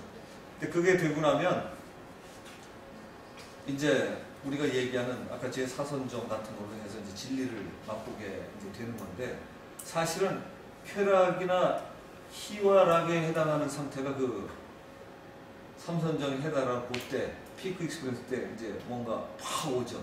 그러니까 마라톤 하는 사람이 런너 하이라고 하는 게 그때 오는 거거든요. 달리는 데 집중을 하다 보니 아주 굉장한 쾌락이 나타나는 이런 상태. 그래서 저희가 그런데 이 사람이 공부를 하기 위해서 요 얘기하러 이제 길게 했어요. 그런 용어를 베스트런 사람이 맡기기도 하고 인간욕구 5단계 마지막에 셀프 리얼라이징 셀프는 지금 우리가 아는 셀프가 아니고 내가 모르지만 진짜 나를 얘기하는 거거든요. 그러니까 나를 액츄얼라이제이션 한다는 거니까 얘를 피니까 우리가 얘기하면은 완전히 참선해서 깨달아서 그대로 살아가는 거 액츄얼라이제이션까지 됐기 때문에 이제 도를 이해하고 도대로 사는 이런 거죠. 그래서 굉장한 대단한 사람이죠. 그런데 이 사람이 그 공부를 하기 위해서 어떻게 트랜스퍼스널 사이클 연구를 했냐면 LSD라는 마약을 먹어요. 그 마약을 먹고 그 몽롱한 상태를 먼저 만드는데 자기가 하려는 그 생각을 유지하면서 들어가요. 그래가지고 태아 먼저 파죠. 태아의 생각은 어떤가? 태아까지 가면 잘 연구하면 그 다음에 어디까지 가요? 전생도 갈 수 있지. 그러니까 이런 식으로 해서 연구를 한 지독한 인간들이에요. 그래서 서양 애들 수련서에 제가 깜짝 놀란 게 뭐가 써있냐면 명상 상태에서 쾌락을 느끼는 거나 마약을 쾌락을 느끼는 거나 별로 다를 바 없다. 그냥 뚝 잘라서 썼어. 우리는 수련하다 그런 걸 보거나 쾌락이 들어가면 대단하다고 그런 경향들이 많이 있잖아요. 아니 이 사람들은 그거 얼마든지 마약을 해도 되는 게 별거 없어요. 쉬운 일은 아닌데 이 사람은 그 약물을 힘으로 쭉 들어간 정신력을 유지하는 거죠. 그래야 그 넘어서야 되거든. 그래서 이제 그렇게 해서 간 사람들이라 이걸 쓰는 거예요. 셀프 액츄얼라이제이션 이런 단어가 셀프 이스팀 이런 거부터는 다른 수준인 거죠. 그래서 그런 거로 이제 저희가 간다 그러면 아까 이제 마지막에 손 대신 뉴에이지적인 이런 거가 그것들이 여기저기서 많이 끄집어내는 것들이 많은데 신건하는 이야기가 상당히 많은 내용입니다. 그런데 공부는 그렇게 치열하게 한 거죠. 치열하게 해서 그 이론이 나온 거죠. 누가 흠잡을 바가 없으니 여기다 갖다 써. 그렇다면 또 현실, 그러니까 이 사람이 위대하면 현실적이어서 경영학, 경제학에서 갖다 쓴단 말이지, 이걸. 그러니까 대단한 이론이죠. 그리고 오늘 또 인용을 하셔서 저희가 또 듣고. 그래서 저희도 그런 식으로 공부를 하면 보통 수련이 처음에 이제 아까 말씀하신 거에서 도덕경, 이게 이 시대에 반영해서 그 사람들이 썼다고 하는 것도 어느 교수가 쓴 거죠. 그런 경우는 참 그 사람들 저는 못마땅한 사람들인데, 도덕경이 그 교수가 또는 어느 학자가 어느 책이 나온 걸 연구를 하려면, 노자라는 사람을 연구하려면 사상이 이 사람 배경이 뭔가를 연구를 해야 돼. 근데 작품이 나오고 나면 그런 배경 속에 머물러 있는 책은 영속성은 없는 책이죠. 그죠? 근데 영속성이 남으려면 그런 책이 많아요. 지금 나온 거의 다 책들이 그래. 그런데 영속성이 있으려면 어떤 변화, 어떤 사회에도 써있는 내용을 봐야 되잖아요. 그렇게 했을 때 도덕경이 지금도 의미가 있다면, 도덕경의 후반부 빼고 앞부분을 보면 그거는 그렇지 않죠. 그래서 어떻게까지 나와 있냐면, 그분의 반대에 대한 설이 얼마나 많냐면, 본론에 인간은 추구와 같다. 그리고 선악이 없다고 써있어. 아예 그런 게 없다. 이 세상에 그렇지 않다고 써있단 말이죠. 거기 책에. 그 시대 사람을 위로하려는 생각이 전혀 없어, 그 사람은. 그러니까 추구와 같다는 게, 추구가 뭐냐면 그 제사 때 중국에서 옛날 지내던 개, 지푸로 만든 개. 그 지푸로 만든 개가 귀신이 오지 말라고 제사 때 놨다가 끝나면 태우고 끝나는 거야. 인간은 그와 같다요. 그와 같이 역할하다 죽으면 되는 거지, 뭐 특별하다, 모든 만물의 우위가 이런 거 없다는 거야, 이게. 그러니까 아까 이제 선악에 관한 컨셉에 아주 그냥 이 사람은 답을 준 거죠. 동의하느냐 마느냐 우리 맘이고, 그건 우리 맘이고. 근데 그 사람은 그렇게 표현이 그 책이 돼 있죠. 그러니까 시대상을, 그러니까 이럴 입장에 있는 책은 아닌 걸로 이제 알고 있고, 저희가 그런 쪽으로 접근하면 이 패러다임을 찾아가는 거라 제가 이게 사족을 좀 붙여봤어요. 왜냐, 기왕 하는 거 오늘 목표하신 것처럼 마지막 깨달음까지 가서 정말 자유 행복이 그렇게 갔더니 늘 괜찮나? 오늘 왜 체험해봐야 되지 않겠습니까? 네, 중간 과정으로 그렇게 하시면 좋을 것 같습니다. 자, 수고들 하셨고요. 요건 토요일 날이 또 저희 정신과학회에서 원래가 있습니다. 요번에 의식의 변형이라는 그 내용에서 조윤환 교수가 한 내용인데, 아시다시피 공부를 엄청나게 많이 하신 분이라 아주 상당히 많은 내용이 나올 거로 생각합니다. 그리고 책도 좀 싸게 그날은 팔 거예요. 예, 책도 그 출판사에 나와서 책을 가지고 나와서 책도 좀 싸게, 그 30% 싸게 한다는 얘기가 있었는데 그게 유효한지 모르겠네.